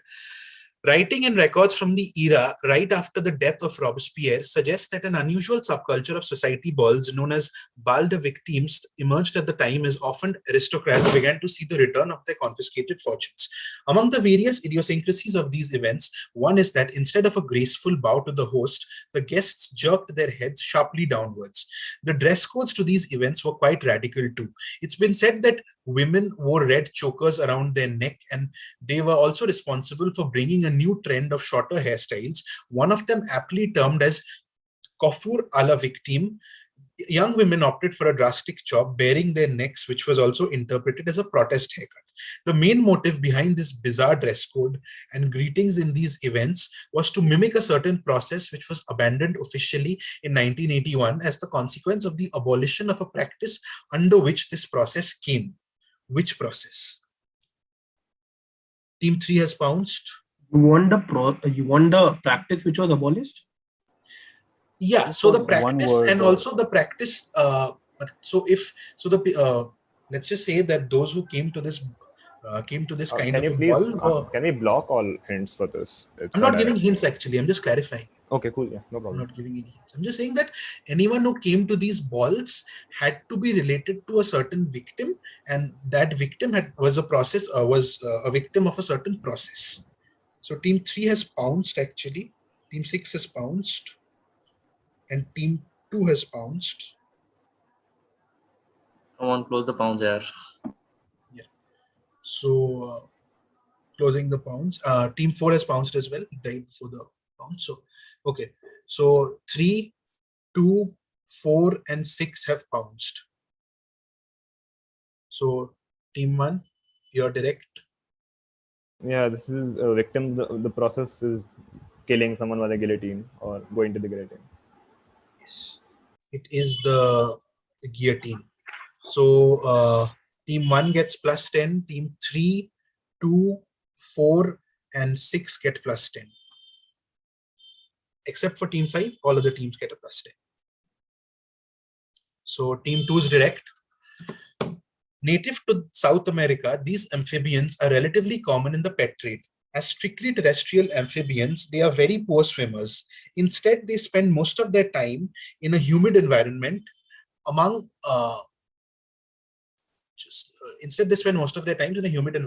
damp leaf litter. They get their common name from a popular animated character because, like the animated character, these frogs have a round appearance with large mouths. Give the name by which the frogs are commonly known. This is the frog. Direct. Team 2 is direct.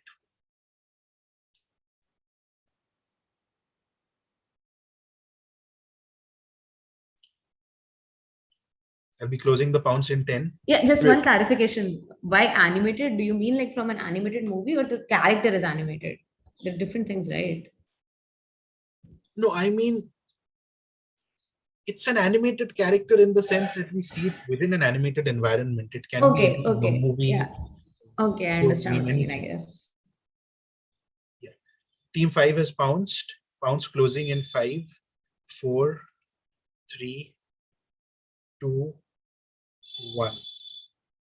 Okay, pounce closed. Did you receive a pounce, team 1's? I beg your pardon? Did you receive team 1's pounce? Yeah, I received team. I did not receive team 1's pounds. I sent it in the wrong. I sent it to a friend instead of you.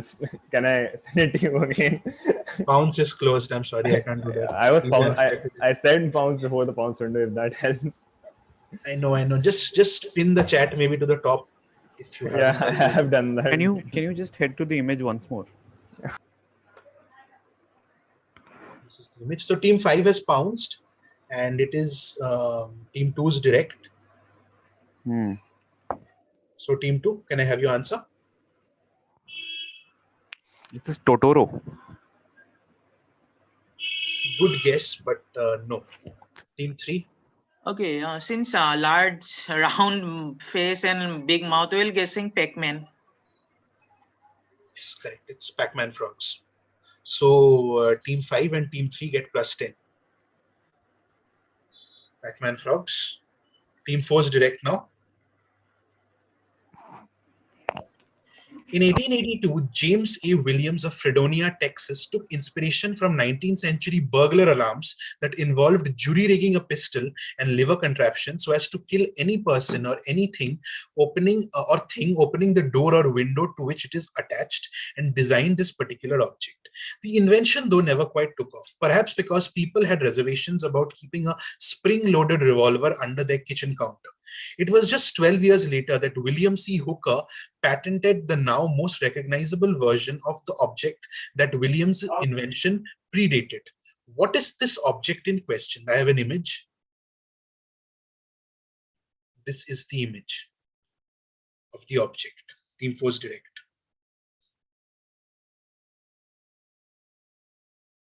Team 1 has pounced, Team 2 has pounced, and Team 6 has pounced.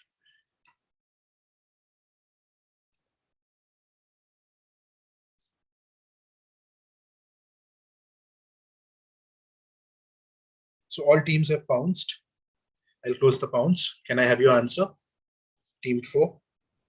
Yeah, is this a mousetrap or a reversion of mousetrap? Yes, it is a mousetrap. So plus 10 to team 4. Team 3 gets a plus 10. Team 1 gets a plus 10. Team 2 gets a plus 10. 5 and 6. All of them get a plus 10. Okay. So all of them got a plus 10. Excuse me, just before we move on, sorry. Do you have an idea of how many questions there are in the quiz? Yeah, there are 24 questions. 24 questions. Okay, thank you. So the next image, so the next one is for team 5, direct. Drishti Bomai is a symbol commonly used in every house in Tamil Nadu and across Tamil culture to reflect anything negative and to maintain an environment of positivity. The concept of Drishti is not unique to Tamil Nadu and India, known by different names and adopted in different forms. These charms are popular not only across India, but as far afield as Europe. In North India, it is known as Nazar Battu, in Turkey as Nazar Bong Kugu, and in Spanish as Mal de Ojo. This particular iteration of it was designed by Ogilvy and Mather, an international advertising and marketing agency, and first used in 2014.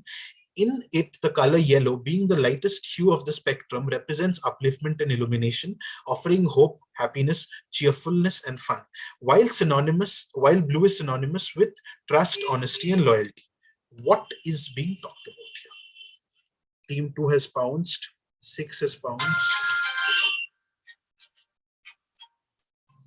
You just want the thing which these are iterations of, right? Yeah. Okay. Are any of the team members here giving me a call right now? You don't want the particular 2014 iteration? I want the particular 2014. So Drishti Bomai is what has inspired this 2014 iteration of of it. So you want that particular thing and not. Yeah, like I want what Ogilvy and Mather created and unveiled in 2014. All right. 3, 2, 2. Sorry. Yes, I'm sorry. Pounds closing in 5, 4, 3, 2, 1. Pounds is closed. So team 3 has pounced, team 2 has pounced, team 5 has pounced, and team 6 has pounced. So can I have the answer?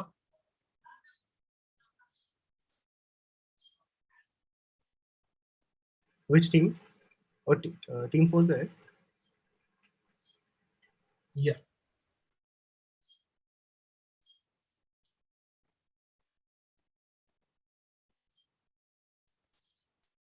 I mean, you're You're saying talking about the evil eye here, but I'm not sure if you want something more or not. I want the specific thing that was unveiled in 2014 that is related to Drishti Bomai.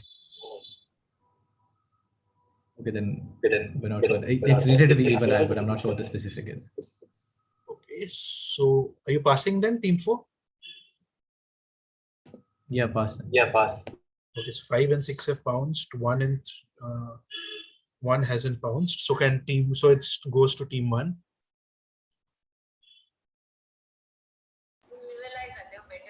So we'll go with this is indeed evil eye, as Team 4 said, the Maldeho, etc.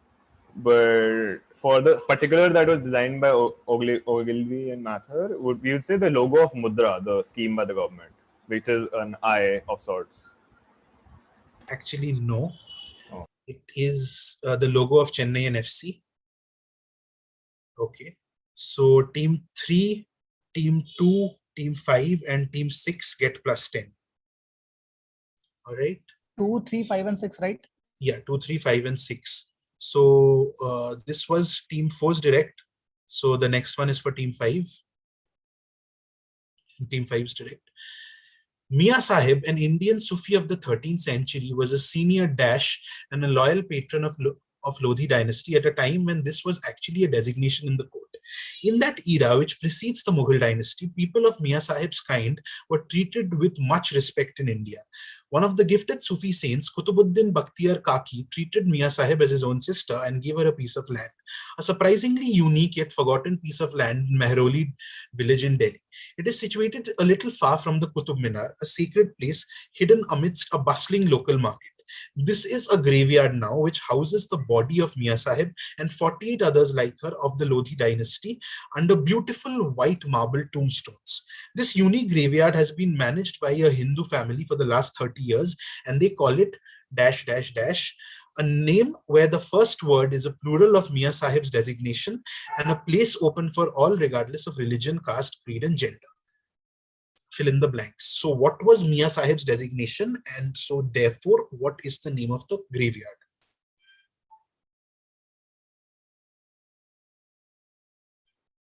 Bounce is been open now for a while. I'll close it in 10 seconds. 10, 9, 8, 7, 6, 5, 4, 3, 2, 1. Bounce is closed. Team 3 has bounced, by the way. So Team 5 is direct, right? So Team 5, would you like to give me an answer? Oh, pass. Pass from Team 5. Team 6? Yeah, so they call it a name where the first word is a plural of some designation. And for all.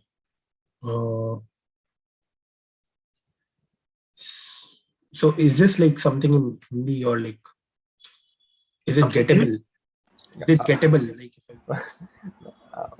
that's a bit of a sus question, isn't it? I mean, so it's a place in Delhi. So I can't give a hint right now since Team 3 has already bounced. And by the way, Team 3 gets a plus 10. But look into the question. The hints are scattered throughout the question itself. If anything, it's literally there. So please answer Team 6. If you want, it will go to Team 1. Pass. So Team 1.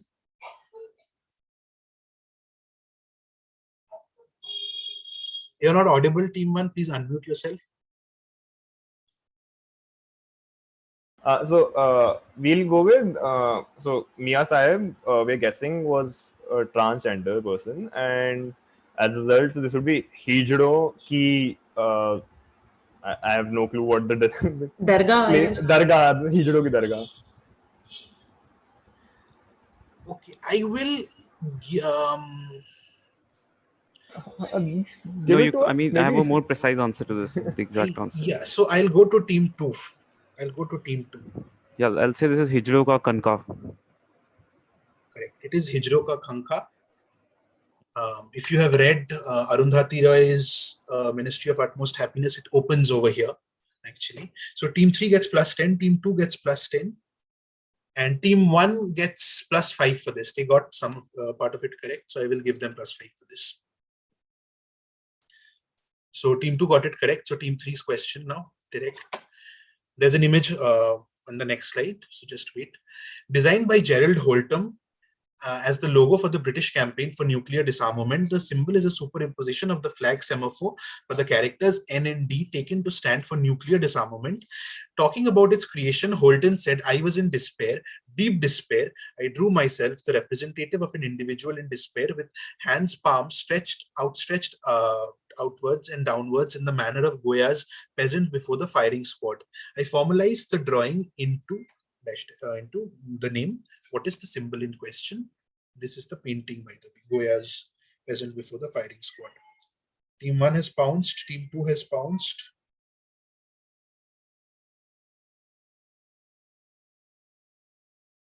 Team 3 is direct, by the way.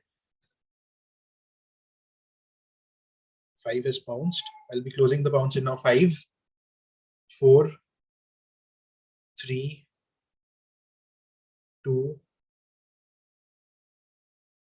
1. Team 3, okay, so team 3 has pounced. Then the question will go now to team 6. It was indeed team 3's direct. So that's fine. So 1, 2, 3, 4, and 5 all get +10. Team 6, what's the answer? I also pounced, like I pounced much before. Oh, okay, I'm very sorry. Yeah, okay, so this is all of them get a +10. It's the peace symbol. Sorry about that. So this was team 3's direct. It'll go to team 4 then. Now team 4's direct. In the 1980s, when communities outside of Japan's major cities were slated to receive new sewer systems, the public works projects were met with resistance until one dedicated bureaucrat solved the problem by devising a way to make these mostly invisible systems aesthetically appreciated above ground. That is, customized manhole covers. Today, nearly 95% of the 1780 municipalities in Japan sport their very own specially designed manhole covers. Designs range from images that evoke a region's cultural identity, flora or fauna, to landmarks and local festivals. This phenomenon has bred another phenomenon, Manhoru Mania. A rabid online community based in Japan and abroad has developed around this city-sanctioned urban art. To document this contemporary visual culture, Remo Camerota published a book in 2010 titled X Japanese Manhole Covers, where the first letter of a cult 90s British movie is replaced by another letter. Name X. So I want the name of the book. Team 2, Team 5, and Team 6 have pounced. Team 4 is direct, by the way.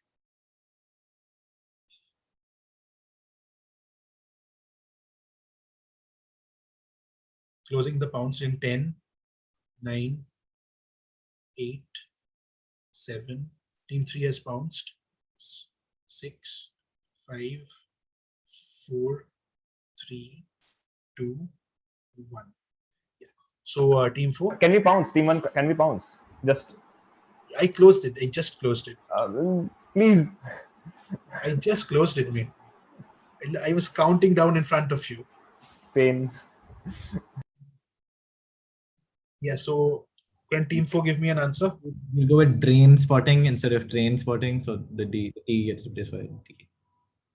Yes, it is drain spotting. So everyone gets +10 except team 1. So the next is for team 5, a direct. Just give me a minute. Okay, team 5 is direct. In HBO's Silicon Valley, founder and CEO of Hulu, Gavin Belson, while looking at a mock-up of the Gavin Belson signature box 3, insists on having his own signature on the box for its design to correspond to its name, yet the negative connotations attached to a breakdown of his own signature makes him outsource the design. One design by an edgy artist who volunteers that he ends up liking is one where said artist demands his own signature be on the box as well, making Gavin fire him for being an egomaniac. When Gavin tells Hoover, "I just fired Dash," the latter's reaction is, "Dash, the vandal?" Who is the artist in question? Team 2 and Team 6 have pounced. Team 5 is direct. Team 1 has pounced.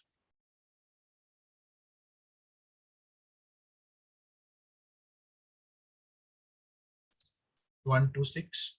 So I'll be closing it now in 5, 4, 3, 2, 1. Pounce is closed. So team 5 is direct. Team 1, 2, 4,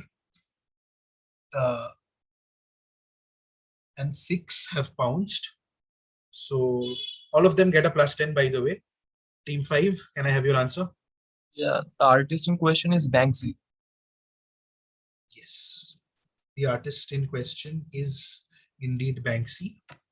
So everyone except team 3 gets +10 for this.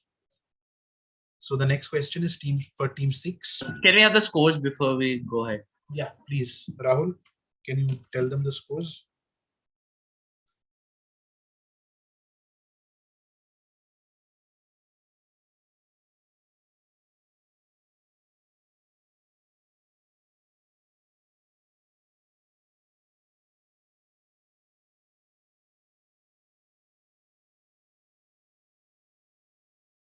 Rahul, are you there? Are you giving the scores? Calculate कर रहा था. The scores are team 1 120, team 2 135, team 3 175, team 4 145, team 5 125, and team 6 135. I am on 145. Team? No, I have him on 135. Team? Got 6 on pounds and 1 on direct in this, like after the last scoring was done. What's your team name, please? I've got team 6. Can anyone confirm? I think team 6 is on 135. Team 6 on 135. Team 6 is on 135 as per my counting. Yeah. So like after the last scoring was done, after the 13th question, I've got 6 on pounds and 1 on direct. And at that time I was on 75. So No, 75 plus You've 70. got, after the 12 question mark, you've got 6 answers correct. I think you were on 65 Yeah. then. And yeah, you were on I 65 was on then. 75. I was on You were on 75. 65. Team 6 was I on was on 75, 75 before 12, until 12 questions, and after that they have given 6 correct answers, including Yeah, pounds I've and given direct. 6 on pounds and 1 on direct. No, total answer, correct answer 6, including pounds. Yeah, so 6 were there on pounds and 1 is on direct. So 75 plus 70. Pounds और direct एक साथ ही लिख रहे हैं, मतलब अलग नहीं कर रहे, तो 6 including pounds and direct सब कुछ है. Yeah, so like after that question, which was what was the last question that you gave marks on? Lazarus, right? After the Lazarus one, we had scores. The last one was question number 12. So 12 would be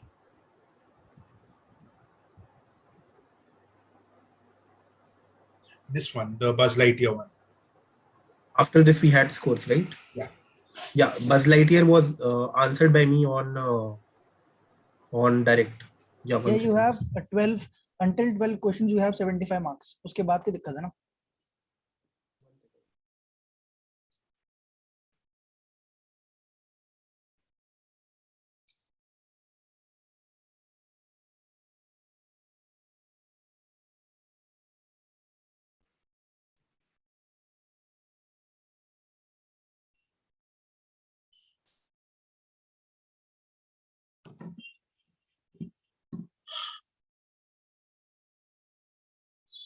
Yeah, sorry. Sorry, I counted Buzz Lightyear twice, I guess. Can you put the scores in chat for everyone? Yeah, that would be a good idea. Sure.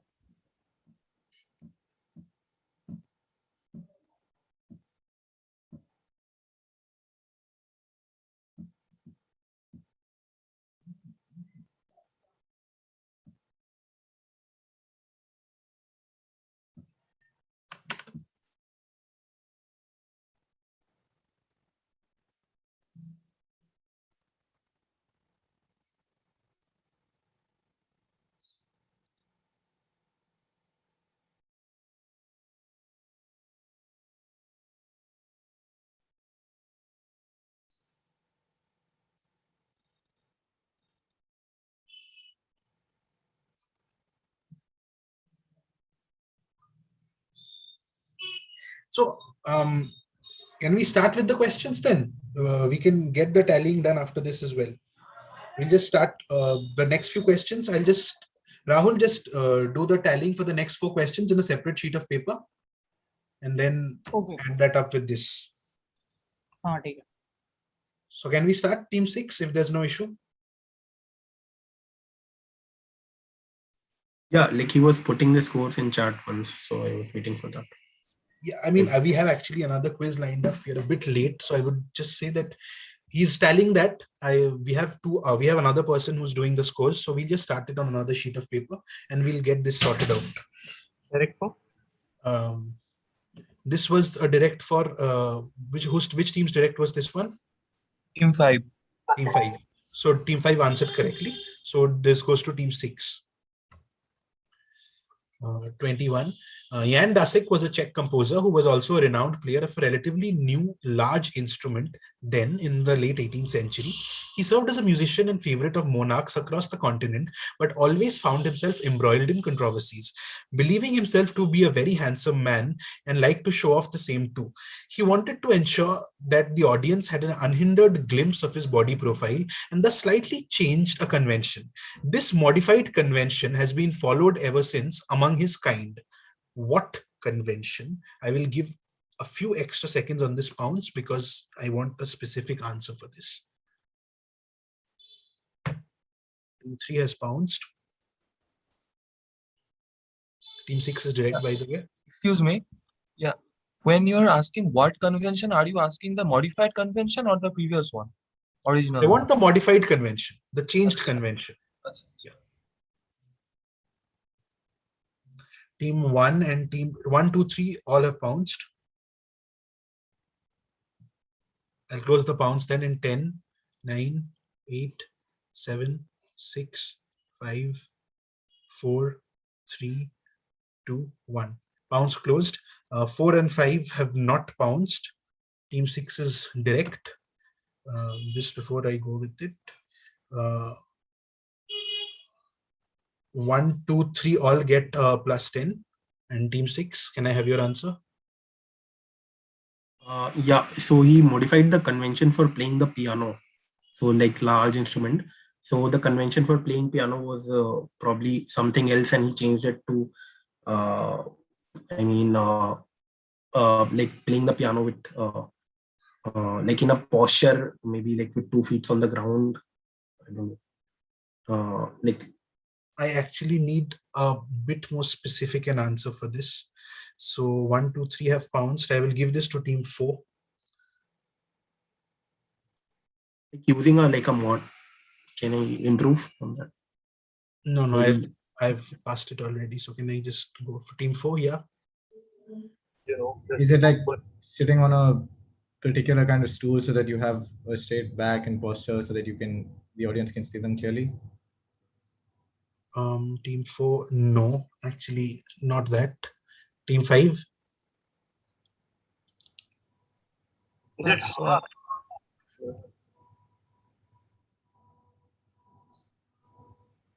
Yeah, I mean, after this, the modified convention was that the side profile. I mean, the pianists were sitting in the side, so facing the instead of facing the audience, they were sitting sideways actually. Yeah, so it is that pianists do not face the audience, but sit with their profile to the audience. So 1, 2, 3, and 5 get plus 10. Okay. So team 5 answered. We'll go to team 6 then for the last 3 questions. So this is team 6's question now. Marklin, a German company founded in 1859, producing dash dash, filed for bankruptcy protection a decade ago owing to a waning interest in their products. Recently, it has managed to find a new audience for their products owing to the pandemic's renewal of various old hobbies, causing them to hire apprentices for the first time in years to make their dash dash. They often use a microscope to attach tiny details to the dash dash. These newly made ones, though similar in looks to how they have always looked, include tiny speakers and separately controllable interior and exterior lights, among the other new features. Magnus Hellstrom, 48, a high school teacher in Sweden who has indulged in his hobby while working from home during lockdowns, has said of Marklin's products, "Outside there is total chaos, but inside around my little dash dash, it is quiet, it is picturesque. It's a little piece of a perfect world." What does Marklin manufacture? So I won't be giving any hints. Team 2 has pounced. Who's direct is it? Team 6 is direct. Okay. Team 6 pounced. Okay. So it's team 1's direct now, right? So yeah, it is team 1's direct now. Team 2, 4, and 6 have pounced. I'll be closing the pounce now in 10, 9, 8, 7, 6, 5, 4, 3, 2, 1. So 2, 4, 5, and 6 have pounced, and they all get a plus 10 on their pounce. Team 1, can I have your answer? Yeah. So we'll go with so this is some sort of dollhouses, and like the specific manufacturing would be like snow globes and dollhouses. Good guess, but no. I will give it to team 3 then. Is it toy trains? Yes, it is model trains or toy trains. So everyone except for team 1 gets plus 10 on this. Last 2 questions. This will be since which team answered on their direct? It's team 3 that answered, right? So it's team 4's direct. Final 2 questions. With his Nazi origins and being the arch enemy of Captain America, Red Skull has become in recent years a device for the critique of conservative values that are deemed detrimental to the progress of American society. During Donald Trump's presidency, Red Skull was used to highlight the self-aggrandizing speeches of Trump with an anonymous Twitter account superimposing quotes onto panels from the comic. "I will totally destroy and obliterate the economy of Turkey," shouts Red Skull in one example. In another, "I would bring back waterboarding, and I'd bring back a hell of a lot worse than waterboarding."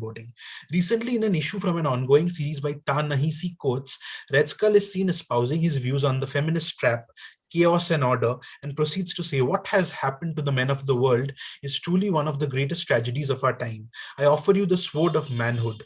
These are a set of rules created and propagated by an extremely popular psychologist whose mission has been to identify and fight against what he calls, quote unquote, the masculine spirit being under assault. ID the person who Red Skull quotes in his newest issue of Captain America. So I have gotten pounces. Team 1, 2, 6 have pounced.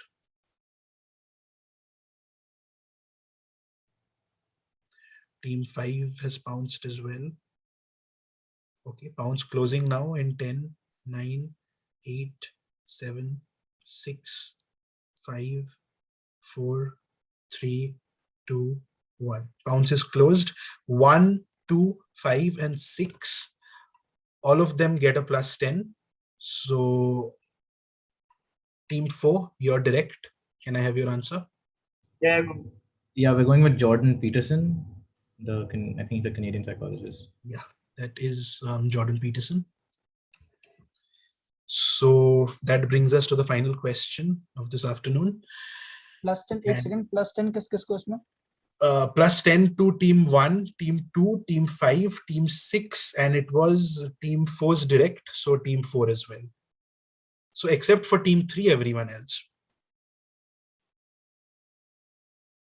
So team 3 gave the correct answer. I'm sorry, team 4 gave the correct answer. So the final question will be team 5's direct. Here we go. In the 1950s, Samuel Beckett bought a piece of land in the French farming village of Moulin and moved there.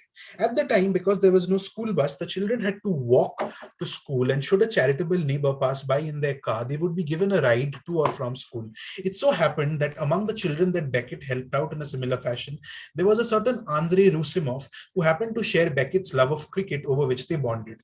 Rusimov would go on to become one of the most recognizable figures in his field owing to his distinct physical presence. How is this figure of Andrei Rusimov better known to us? Team 2 and Team 6 have bounced.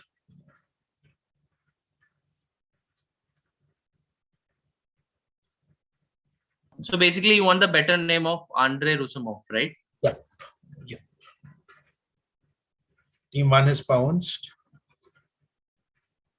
Bounce closing in 10, 9, 8, 7, 6, 5, 4, 3, 2, 1. Pounce is closed, and team 5 has answered just when the pounce is closed. So team 1, 2, 5, and 6 have answered on the pounce, and all of them get plus 10. Team 5 answered on a pounce, even though it's their direct. Team 6 has answered 1 and 2 have, so it's a direct to team 3 now. Andre the Giant. Yes, it is Andre the Giant. So plus 10 to team 3 as well. So except for team 4, everyone gets a plus 10.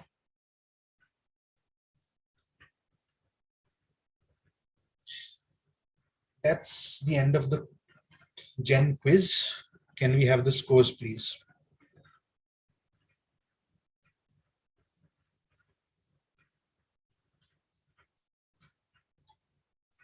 So the scores are team 1 150, team 2 175, team 3 205, team 4 165, team 5 165, and team 6 also 165. Okay. So that means the first team would. So can you just tell me who's ranked where again? Team 2, team 3 has 1, I'm guessing, with 205. Team 3 has 205 points. Second is team 2 with 175 points, and the third place is shared by 4, 5, and 6 with 165. Okay. So I have a bonus question here. Then this is the final one that I will be using to break the tie. Just a minute. Okay. This is only for the 3 teams, right? Yeah. So how many score teams got 165 again? 3 teams. 3 teams, 4, 5, and 6. 4, 5, and 6. So this is only for 4, 5, and 6. Where do we send the answers? In WhatsApp chat? In the WhatsApp group itself.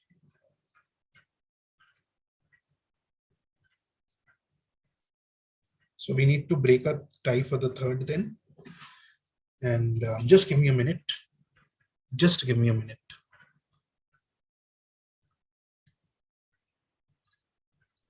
Okay. Okay. So I'll be giving just like, so it's 4, 5, and 6, right? So the teams.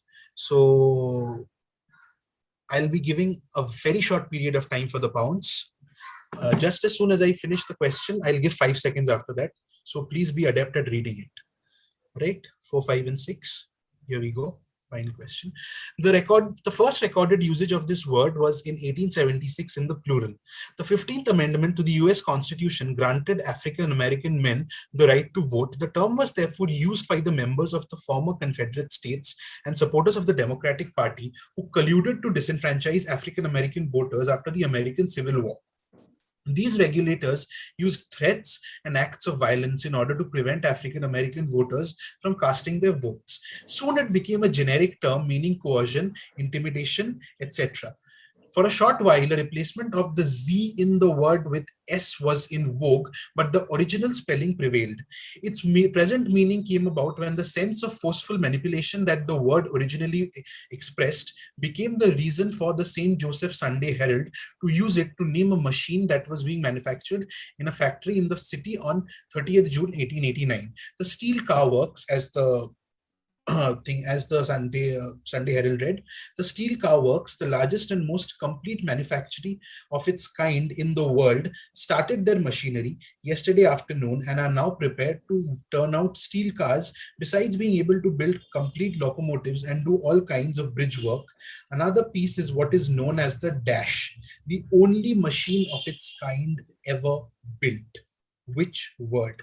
Pounds closing. Pounds team 6. 5, 4, 3, 2, 1. So team 5 and team 6 have both bounced. So team 4, can I have your answer? Go ahead with something. We don't have a guess. No guesses? Okay, so both 5 and 6 get 10 points for it each. It is bulldozer, the correct term. So yeah, just give me a minute.